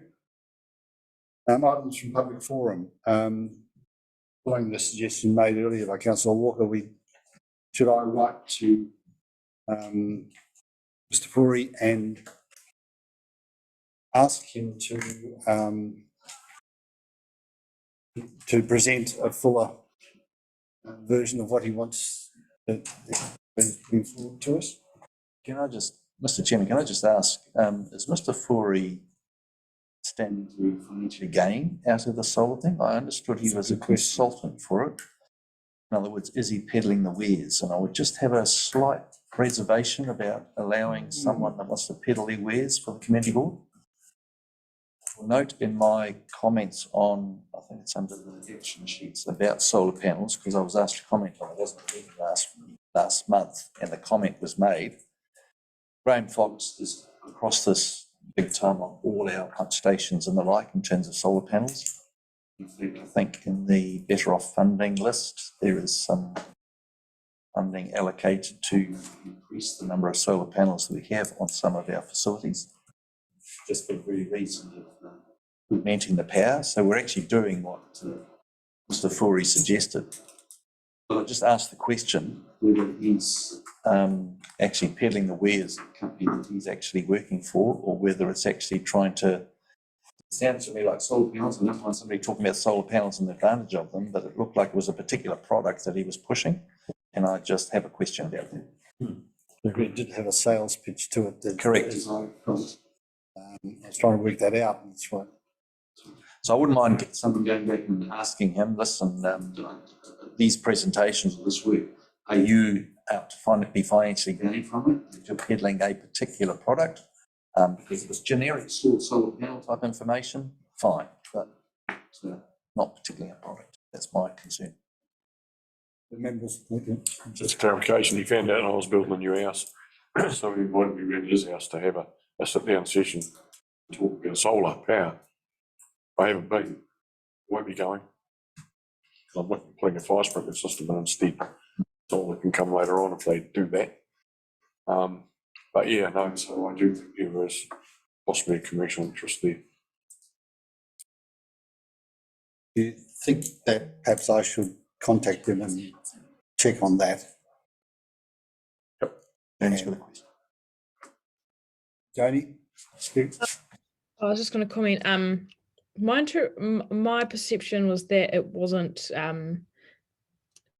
business interested, so I'm happy to meet with him and even just show him maybe the work that ECOS does. I assume from his presentation that he's just more interested in the climate side. So yeah, I would be happy to meet with him and just talk about it, or maybe share what already exists in that area. And then I have another comment just about Ray's presentation. It was quite hard to hear because he was speaking away just about the roads that he was talking about. And I just thought if we could, maybe an actionable point is if we could just put a service request in for the potholes that he was talking about. I was going to come back to Ray, or the following ones, which finish with Mr. Fourie's presentation. So, Mr. Helliers. Now this Drivers Road, I've had a look on we don't know Drivers Road on our system, so I'm not sure what he's talking about. But can I say, we have paper roads across the district everywhere. In fact, I can almost guarantee that if you've got a farm, you've probably got a paper road crossing at some point. So him ringing Lynn's about this and saying it's a road, and council told him a lie that we don't maintain it. We have paper roads with private accesses across it that they maintain. Okay, it might be on a paper road, council has no responsibility for it. In fact, we're having a debate with somebody up the back of Metro Valley who has a property up in the hills. They have a paper road to their property, and they bought the property with legal access but not formed access. And because it's a paper road, they're trying to challenge council to spend something like $350,000 to build their road. So we're in the process of pushing back to them and say, sorry, you want access to your private property, that is your cost, and we're quite happy for it to be on a paper road. The only time that we would upgrade a road or do it is if it's serving more than one property and it's a road that during subdivision we require to develop to upgrade anyway, we take it over. But normally we don't take over paper roads and form roads for people's access. Straight off, they pay the capital cost of it. So my answer to Ray Hillier is he's completely misunderstood what Linz has told him. Linz has told him, yes, it's a legal road because it's probably a paper road. He's got a private access across it with potholes and everything. Obviously, the private landowners, he's preparing it all, and it should be the council. Well, the answer to that is doesn't have all the information. That's why basically he's coming across and perhaps accusing us of lying. In actual fact, it's not. It's actually not fully understanding what the criteria is about paper roads, formed roads, and private roads across paper roads. Yeah. Just to add to that, Mr. Chair, I think that, you know, when he mentioned it in times of Lynn's, I said in my mind, oh, that's the wrong place to go to. It will be on his own title, whether that is a road or not a road. And it may be, I'm just guessing, it may simply be when the subdivision was done, it's a access way, no title, but with title on each of the properties alongside it. It won't be a road as such at all. It'll just be like a driveway that serves 3 or 4 or even 2 only properties. In those cases, they're often called a right-of-ways. And that should really be on his title and on the titles of the other properties as well. I haven't only been there once, and that's now some time ago, really. When I investigated the car. Yes. I had to go out to their property to see the bits that they bought the car in here. And that's the road we're talking about, is the one from the bridge through his property. You just go over the Edmonds Road Bridge. Yeah, to sharp left. Turn left. There's no road sign, there's no nothing there, it's just you just think it's a driveway to a house. Just a driveway, yes. Driveway. I'm not familiar with this road, but I live near Stagecoach Road, which is formed in part and on paper road for the remainder. Yes. And we've had people come to visit us and they followed Google Maps and it's taken them down the unformed part of Stagecoach Road. There's no connection from that to where we live. They rang us up and said, where the hell are you? Because they're in the middle of nowhere. That's why I couldn't find you. So you could also, you could also find, and I don't know this particular road, but there could be a part of it which is formed. And absolutely, it is a road and we do maintain it. There could be part of it which is unformed and we don't. It hasn't new roads in the classic case. We only manage it up to a certain point, and beyond that, like where the lookout is for the cycling, that's unmaintained, but it's a paper road. I think you'll find that this particular road was formed by Chambers and Jacket to access their orchard, which is behind Ray. And then that house was built on the title that comes off it. It'll be on the title, so Gary. That was built by Royal Navys, yeah. So, yeah, that's all it is, just a gravel track down the side of the road. Okay, so You've got fences on both sides. Someone down there, but it's a one lane or a right open. is there anything we should do about it? It's worth checking right now. It's way out of my depth. With any of these. I mean, we could probably, I'll have a chat with Jamie. I mean, Jamie's been out to see Ray 2 or 3 times on issues. We'll probably ask him for, that's a challenge, but for him to go out and just explain the situation to him. So that's where it is, just the Evans Road Bridge, hard left off the bridge, which is a 1-lane bridge, off the state highway. No, it's not state highway. So it's Council Road, sorry. Butchery Highway. Hard left and it goes down to Ray's house. He's the last house on it. And the orchard behind. Okay, if that can be. I'll try. Try. Jamie won't kill you. No, I just, yeah, we just got to clarify these links. For Walker. Just a point of clarification, is there other houses on that bit of road, or is it just Mr. We should have other Should it- properties behind. Because someone just said that his is the last house on there. Does that mean that whatever it is, gravel track, his other people of being, you know, is it occupied by other people? And like, do we get any requests from them about the state of said road, or is it just Mr. Hellier? Including Ray's, it probably services 4 houses. Yeah. Okay, Joni? So, I mean, it's all just, we're just speculating. I think we should just find the answer and then just explain that to Ray. Okay, thanks, yes. Mr. Hughes's complaints, is there anything he was actually wanting from us, or is he just... We're meeting with Mr. Hughes Monday week. When I say we, Leonie, myself, and Drum, and Steve, was meeting with him to go through his points, and try and explain to him that will put his mind to rest. I suspect not, but at least we're going to meet with him. My concern was that he's talk about that car up in the North Island. It's in the middle of the flowing river. No. These ones at Peach Island were actually buried well away from the. People jumping off the river and hurting themselves on a car, it's just not. And it was uncovered by the erosion of the bank. Okay, not far enough back, which the other one that's still buried there is, because it hasn't uncovered yet, but it's not in the middle of a flowing river, which one in the North Island is. And the shingle down south, I've read the report, the regional council, all wrong. Someone did. They dumped the stuff in to fix a stop bank problem. They dug it out. It's all cleared up. It's done and dusted. And it was in the flowing river as well. And that's the difference. Leave it there then, or discuss this many times over and over. Meet with him, I think that's. Yeah. That's I met with Brett Stevens. Vera and I went and met him. Very good meeting, actually, I felt. Even I learned some stuff. Good on you. Can I just ask, and this probably needs to come from the answer probably needs to come from the CEO, but you might be able to answer it, Mr. Cooey. Nick asked me to attend this meeting and I've been told I can't attend it, but I've just witnessed a conversation right now that you attended a meeting with Brett Stevens and Councillor Dowler was allowed to attend, so. I actually arranged the meeting. Richard and Brett. I said to Councillor Dowler that I'd like to meet Brett. I haven't met him before. So that's how that happened. So I've been asking the CEO that's now seconded for us to meet with him. And this has been going on for months and months and months and months and months. And now I'm told Sure why it's not appropriate for a councillor to be there. So I was just wanting clarification as to how come your meeting could have a councillor in next month. Well, mine was more about just getting to meet the guy, and he just raised the issues while Councillor Dowler was there. That was all it was, whereas this is a formal request from So one was initiated by you and the other one's initiated by Nick. Thank you, that's all I needed to hear. okay. Mr. Williamson's contribution to the forum.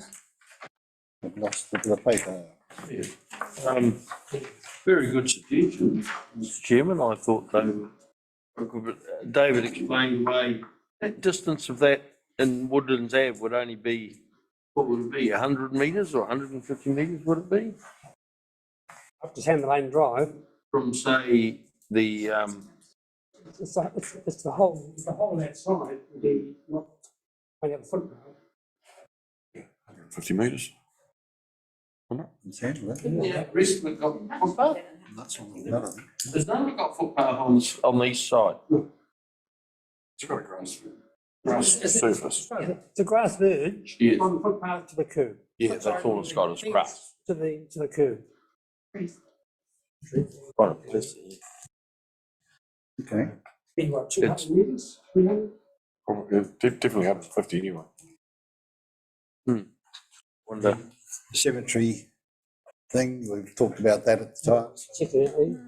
You can see why the mention of Woodlands Ave though, because of course gives access through to supermarket and everything. They use that. You can see why. It goes right through the park, isn't it? There's a track through there to Woodlands Home. Is there? Yeah. Oh, I didn't realise we went right through. We go right through. Oh, okay. That's just strip from there further south. We'll give them the answer to it, so it's. Joni's got a question. Joni, sorry, thank you. Just on Ian's presentation, mostly about the toilets, I just thought a potential solution would be if the other ones are locked, that on the Great Taste Trail, they obviously have signs just alongside those signs, hopefully using the Great Taste Trail budget, just maybe say when the next toilet is and just leading from both sides or even just one side to the skate park toilets could be an option. So, and if there's an appetite for that, then I could just message the appropriate person. Okay, that concludes the chair's substitute for the chair's report. Someone like to move that it be received? Yeah. Mr. Walker. Councillor Hurrell. Fraser. We go on to the financial summary.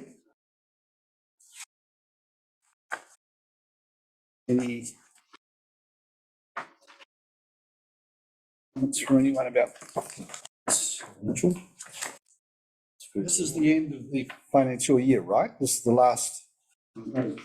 What happens from here onwards? Do we get an end of year report for the whole lot? Does this comprise the end of year results, or we have to wait? I think you have to wait till the next one, because I have a feeling it's probably close that all the financial information had to be into staff. It was the 5th of July, and then they've got to go through a whole process of reporting. So I suspect they're really struggling with your end of. Any questions about this report? Yeah. Just a question, why have we got $175,000 in our account? But can't spend our special projects funds in time. That's the large part of the reason. That's the item that's way down on. I used to keep it down when I used to get my. Absolutely. But, yep, can't. Get a seat sitting out here. I'm not across this one, like Drummond probably is. Can't you spend that money on capital stuff? Is that operational money, is it? Is that what you're saying? No, we do it. I used to do it on special projects. Just footpaths and bits and bobs and stuff. Right? I don't think there's any restriction which is how we spend that. Okay. I don't think so. We've got to put it out for the public to. Yeah, exactly. Control, which we've done at the moment. You know, there's one that needs to be done next year. I'll put it out there now for the next board. We're about to introduce a bus stop, main bus stop at the information centre area. I would very much like to see a bike station, very similar to the Nelson City Council, to encourage people to bike here in the morning, park their bike for the day, and catch a bus to Richmond or Nelson for work, and come home that night. The bike station, I understand that Nelson put in, it's one of those ones that's a 2-story one that you can put it in and lift it up. It was a thick end of a lot of money. Imagine be up to the $70,000 or $80,000. Yeah. But you know, like that, even if we didn't go that high, I still think that people deserve to have a reasonably good bike stand with a roof over it to keep the bikes dry in this sort of weather, or keep the sun off them, because the sun deteriorates a bike just as quick as the weather. And we've got a thing here called Dex Reserve Car Park. I'm sure those car parks could be taken up with a decent bike stand just to encourage that. But then on the next year, did you discuss that as when you did? No, I'm just bringing it up now for the next board. Okay, discuss next year maybe. So through you, Mr. Chair, Adam's sitting here tonight talking about the upgrade of the garden here by that toilet block, and he talked about increasing bike racks. Could this conversation include Adam into, we want more than just a couple of bike racks? What Councillor Dowling's talking about is more of a long-term bike storage area, like all day, as opposed to the bike rack, just someone visiting the library and just parking it for half an hour. Totally hear that's what he's saying, Mr. QB, but I'm saying what Adam's proposing doesn't meet our current need for our community if we're trying to get bums on seats on the bus. So what Councillor Dowler is proposing would mean a much better facility. I'm not discounting what he was saying, I wasn't sure what you were meaning about this. Well, in Adam's design that he's doing for the car park, garden out here, maybe we should be looking at what it means to actually provide secure bike parking, not just a couple of bike racks, because he's saying the library is being well used and people are coming on bikes and they're just left on the footpath because there's nowhere to put them. So Adam's proposal today was that when they do that garden design, he'll put in a couple of more standalone bike holder stands, is what I gleaned. So I'm thinking maybe that could be part of that concept, is that we actually look at a purposely built, what Councillor Dowler's just tabled. Joni's. Sorry, I just wanted to comment. Those stands those double-story stands in Nelson were over $100,000 2 years ago. So likely to be out of our realm for special projects. Yeah, no, I'm not talking about us doing it. I'm just saying that we've got to do something for the people who catch the bus. Yeah, and I was just talking about, we're talking about special projects now. And so this is very foreshadowed. Sorry. Oh, sorry, just the other thing with that huge amount is the skate park. We were holding quite a lot for the skate park upgrade. So obviously that's an ongoing project, but now that funding's secured, hopefully that amount we were holding will be used. Decent weight. I'm just going to say, Barry's foreshadowing, basically. I just like to think that, you know, $10,000 should build a reasonably substantial covered bike stand, maybe for 10 bikes. Any other questions or comments on the? Can I just clarify? I'm still confused.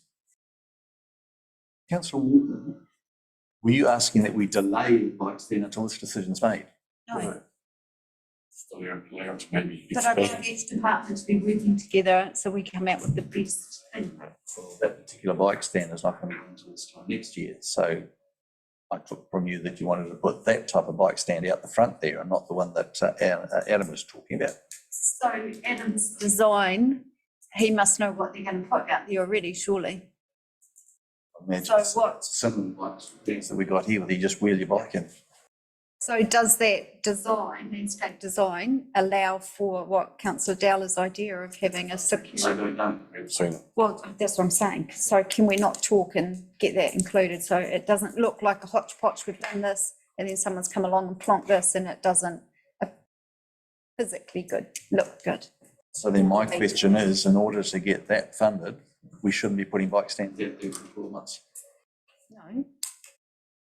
The design plan needs to include what else is going to happen around here. Otherwise, we're going to end up like the landscape out here that we were told there were 2 or 3 stages. And oh, look, stage 1 and we've got no money. So if we're looking at future proofing and making this place beautiful, then maybe the plan should be including and you do it as you've got the money. Where Trinity's coming from, Richard, is that let's do the plan to allow for something to happen. And in the meantime, put 4 or 5 bike stands and then just. I suppose my mind is how big's the garden out here? I got the impression. Yeah, I'm not sure. Just want to see the plan. That's right. See if it fits or not. If it doesn't fit, I'm confused. Yeah. Okay. We have enough. Anything else about the financial report? In which case, someone would like to move. Councillor Ogilvie, seconded by Councillor Dowler. All those in favour? Against? Carried. And the next one is the, oh, lost this paper again. There we go. Action list.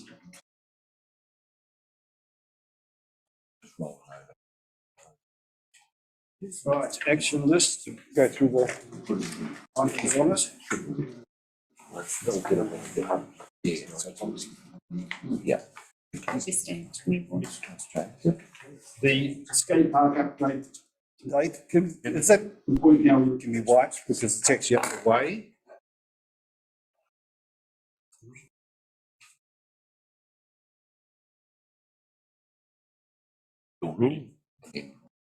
So are we ready to put a shovel in the ground through you, Mr Chair?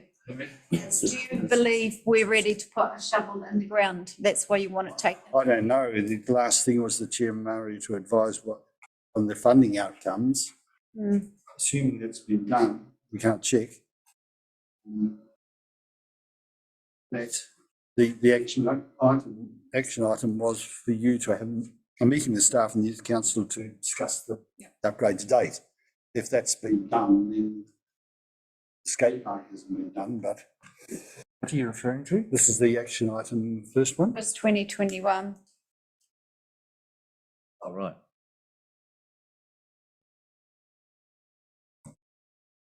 Well, I can tell you the funding application, we've got the funding approved for it. Lotteries. Yes, I think. So we're just waiting for the weather to clear so we can put a spade in the ground and I'm start. also thinking we're waiting for a certain contractor. There's only one contractor that's going to be able to do this, and he's tied up now for a period of time, I understand. I'm not sure. Yeah, Lynn Hoare told me it's probably not until the new calendar year. So We had Matariki last week. So in terms of action list for the board, Won't make anything done. I think we should keep it there so we can keep putting pressure on to get the spade in the ground. Hey, Joni? I agree with that. I think we- Remember? From what I understand, we can actually start work, but it won't be the guy that knows what he's doing. If you get a normal contractor, you might end up with not getting what the people want in terms of designing the skateboard park. So that's what I was told by Lynn. That's what I fetched with a great one. So we've got to get the right contractor. I just want to clarify that I was not saying pressure on the timing. I was just saying that so it's accountable for the timing for the next board to come in. And that's why I'd prefer to keep it on. Okay, that's fine. Ongoing then.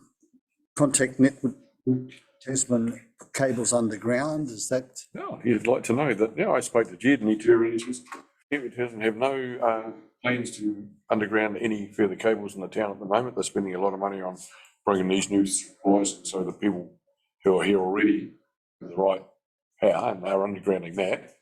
There may be some modification slightly, but if council want to underground some streets, get the gorse out of your pocket and go for it. This was in response to it. Yes, I know. Yeah. It just looks so 1950s and 60s, for goodness. It's young. Just like it. But it's just cost so much.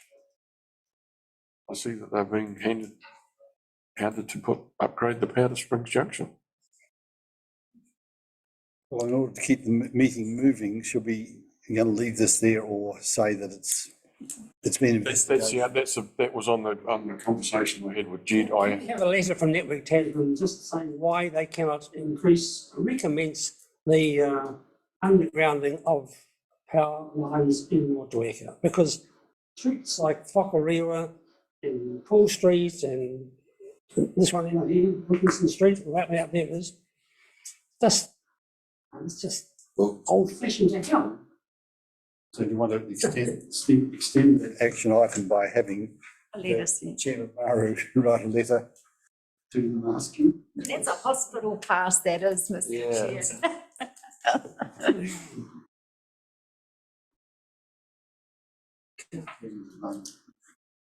I mean, you're quite happy to do this, but I suspect you're probably wasting your time. You'll get your letter back and just say the same as what you just heard tonight. There's just no budget. Yeah. I'll let them tell us that. Okay. The chief executive of Network Tasman now, rather than Barry.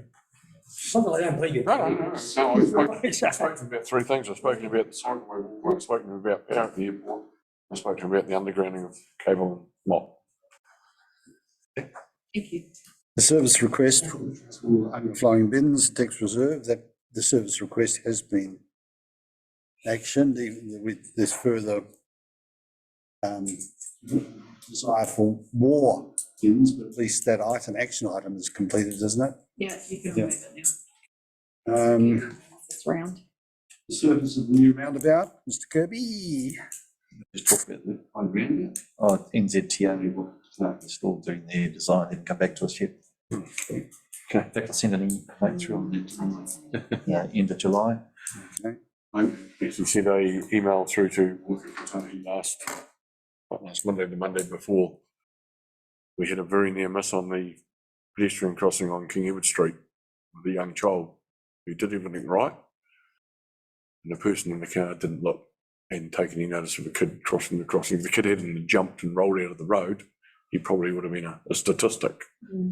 So I informed Mr. Andrew James, and he's passed that on to the contractors who are looking at the design of the roundabout at present, including the road surface.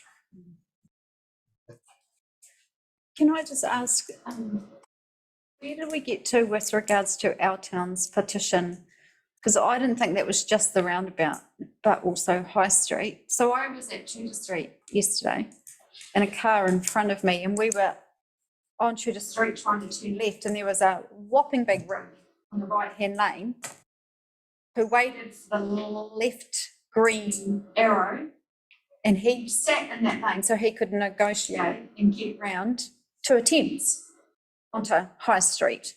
So the car in front of me is to the left. Yeah, so He sat in the right-hand lane because he needed this word to get his articulated truck around. So I sat there with the car in front of me going, she'd be quite lucky to get through this without losing the front fender, or at least of her car. And obviously the faces of the people coming up High Street were, you know, mindful that this big rig's coming. So it's Claire Hart put a petition through. Is anything happening with that? Because I mean, that's not okay. That's putting everybody at risk. And if our big trucks can't get around there, then we probably need to be educating them around what's okay, what roads are okay and not to. So I just wonder, where'd we get to with the petition? Because it was tabled here. So has that gone to Waka Kotahi? Do we, I don't know. The Claire Hutt's petitions were sent to Waka Kotahi. Right. And at the Regional Land Transport Committee, Emma Spate said that she was concerned that heavy vehicles were turning off the highway and going down our street, and it shouldn't really be happening. And so that's when I pointed out to her that maybe if they fixed the surface at the roundabout, so the scrubbing of the tyres on the trailers wasn't happening. She said that was when she informed me that on that day that the surfacing was being re-looked at. And then subsequently, again, I've spoken to Andrew Jones and he said that they are doing it. I got rung up by Brett Stevens actually 3 weeks ago, and he said, "You still own the clock tower?" I said, "Yep." He said, "What's going on here, mate?" He said, "We've got all these high-vis vests running around and they've got a drone flying around your clock tower." Really? I thought, what? Anyway, I put my little wee hat on and went out and found out it was actually Stentec. And they were over here and actually viewing what was happening around back. They had a drone up there taking a movie of how the vehicles were actually working on the roundabout. Yeah. So I totally accept, Councillor Dowler, that the roundabout is under review and we will get some action. My concern is the likes of Tudor Street. Yeah, well, that's. So do we know where that truck comes from? It will either come from New World. 110. In that case, we need to go and talk to them and ask their truck drivers to find another way out. Where they're going to go. Yeah. We'll go all the way down and go, and we'll down the far side. I'm sure the greenies would love to hear that. I'm sure the greenies. How often do they do that? How often do they visit the supermarket? Every day. And several units come by the team. The funny part was they used to be able to turn at that corner. And the countdown and Nelson, they've actually asked the truck drivers, because it's right on the corner of Halifax and Rutherford Street, same thing. And they've asked their truck drivers to come at certain times. That's generally between 6 and 8 in the mornings. No, just to avoid the traffic. Yeah. Yeah. So I would have thought the truck driver, when he saw what was going on, he would think, sure, I've got to sort something out here, so find another way to get out here. Yeah, it's just a, the swing angle is just I need a section, that's all. Okay. Okay. I'm going as well. Old library update, we've talked about that, so probably that could go off there because we're going to get it when we get it. Special projects go to the pub, that's been done. That can come off. A notice to fix, has that been sorted? At least. Yeah, I think there was an email came back from Kim Drummond confirming what Dennis had stated. Yeah. So that's all we need in terms of the information we need, so that can come off. Mr. Hellier, I took that one off then. You have dealt with that, yes. Solar assets for Nelson Tasman. And there's my comment here, I just stated earlier. So that's been. You can take that off now. Taken off now, yes. Request for replacement seating at Dex Reserve. I think that's been, the request has gone through and an answer has been received. So that could probably come off. Graffiti on, I don't know if that's anything's been done about that. Is that to do with the repainting? Yeah. Well, and there was an email came through. Lynn just mentioned to me, there's an email came through. He'll make him drop the ball and that's really intense. And they're going to. Picking it back up now. I think they're as good as all, but it's true. So we'll remove that one Deal too. with their coach as well. Enough of that. Chair Maharu to obtain a code for Andrew Stevens. Done. That one come off too. So that's we've got quite a bit of the. Someone like to move that we receive the action list? Hollier, second. Walker. Horrible. Oral. You Parks and Reserves manager now. That's In favour? It was a compliment, actually. Against? Make it hard for you, come on. The special projects action list. oh, so this painting thing again. Playground. That's, we've just dealt with that. Yep. The skate park as well, we've been quite long. So that's good. Yeah. The picnic area on the Motueka side of Motueka Bridge, that ongoing. That's all right, yes, all underway. This is playground equipment tax. Not today, though. I guess that's ongoing because nothing else has arisen out of that one. What's the lot? So, you know, could someone move that we. That's right, Ogilvy, seconded. Councillor Walker, in favour? Which leads us to. Correspondence be received. Correspondence, yes, thank you. Councillor Ogilvy, seconded. Mr. Horrell. All those in favour? Carried.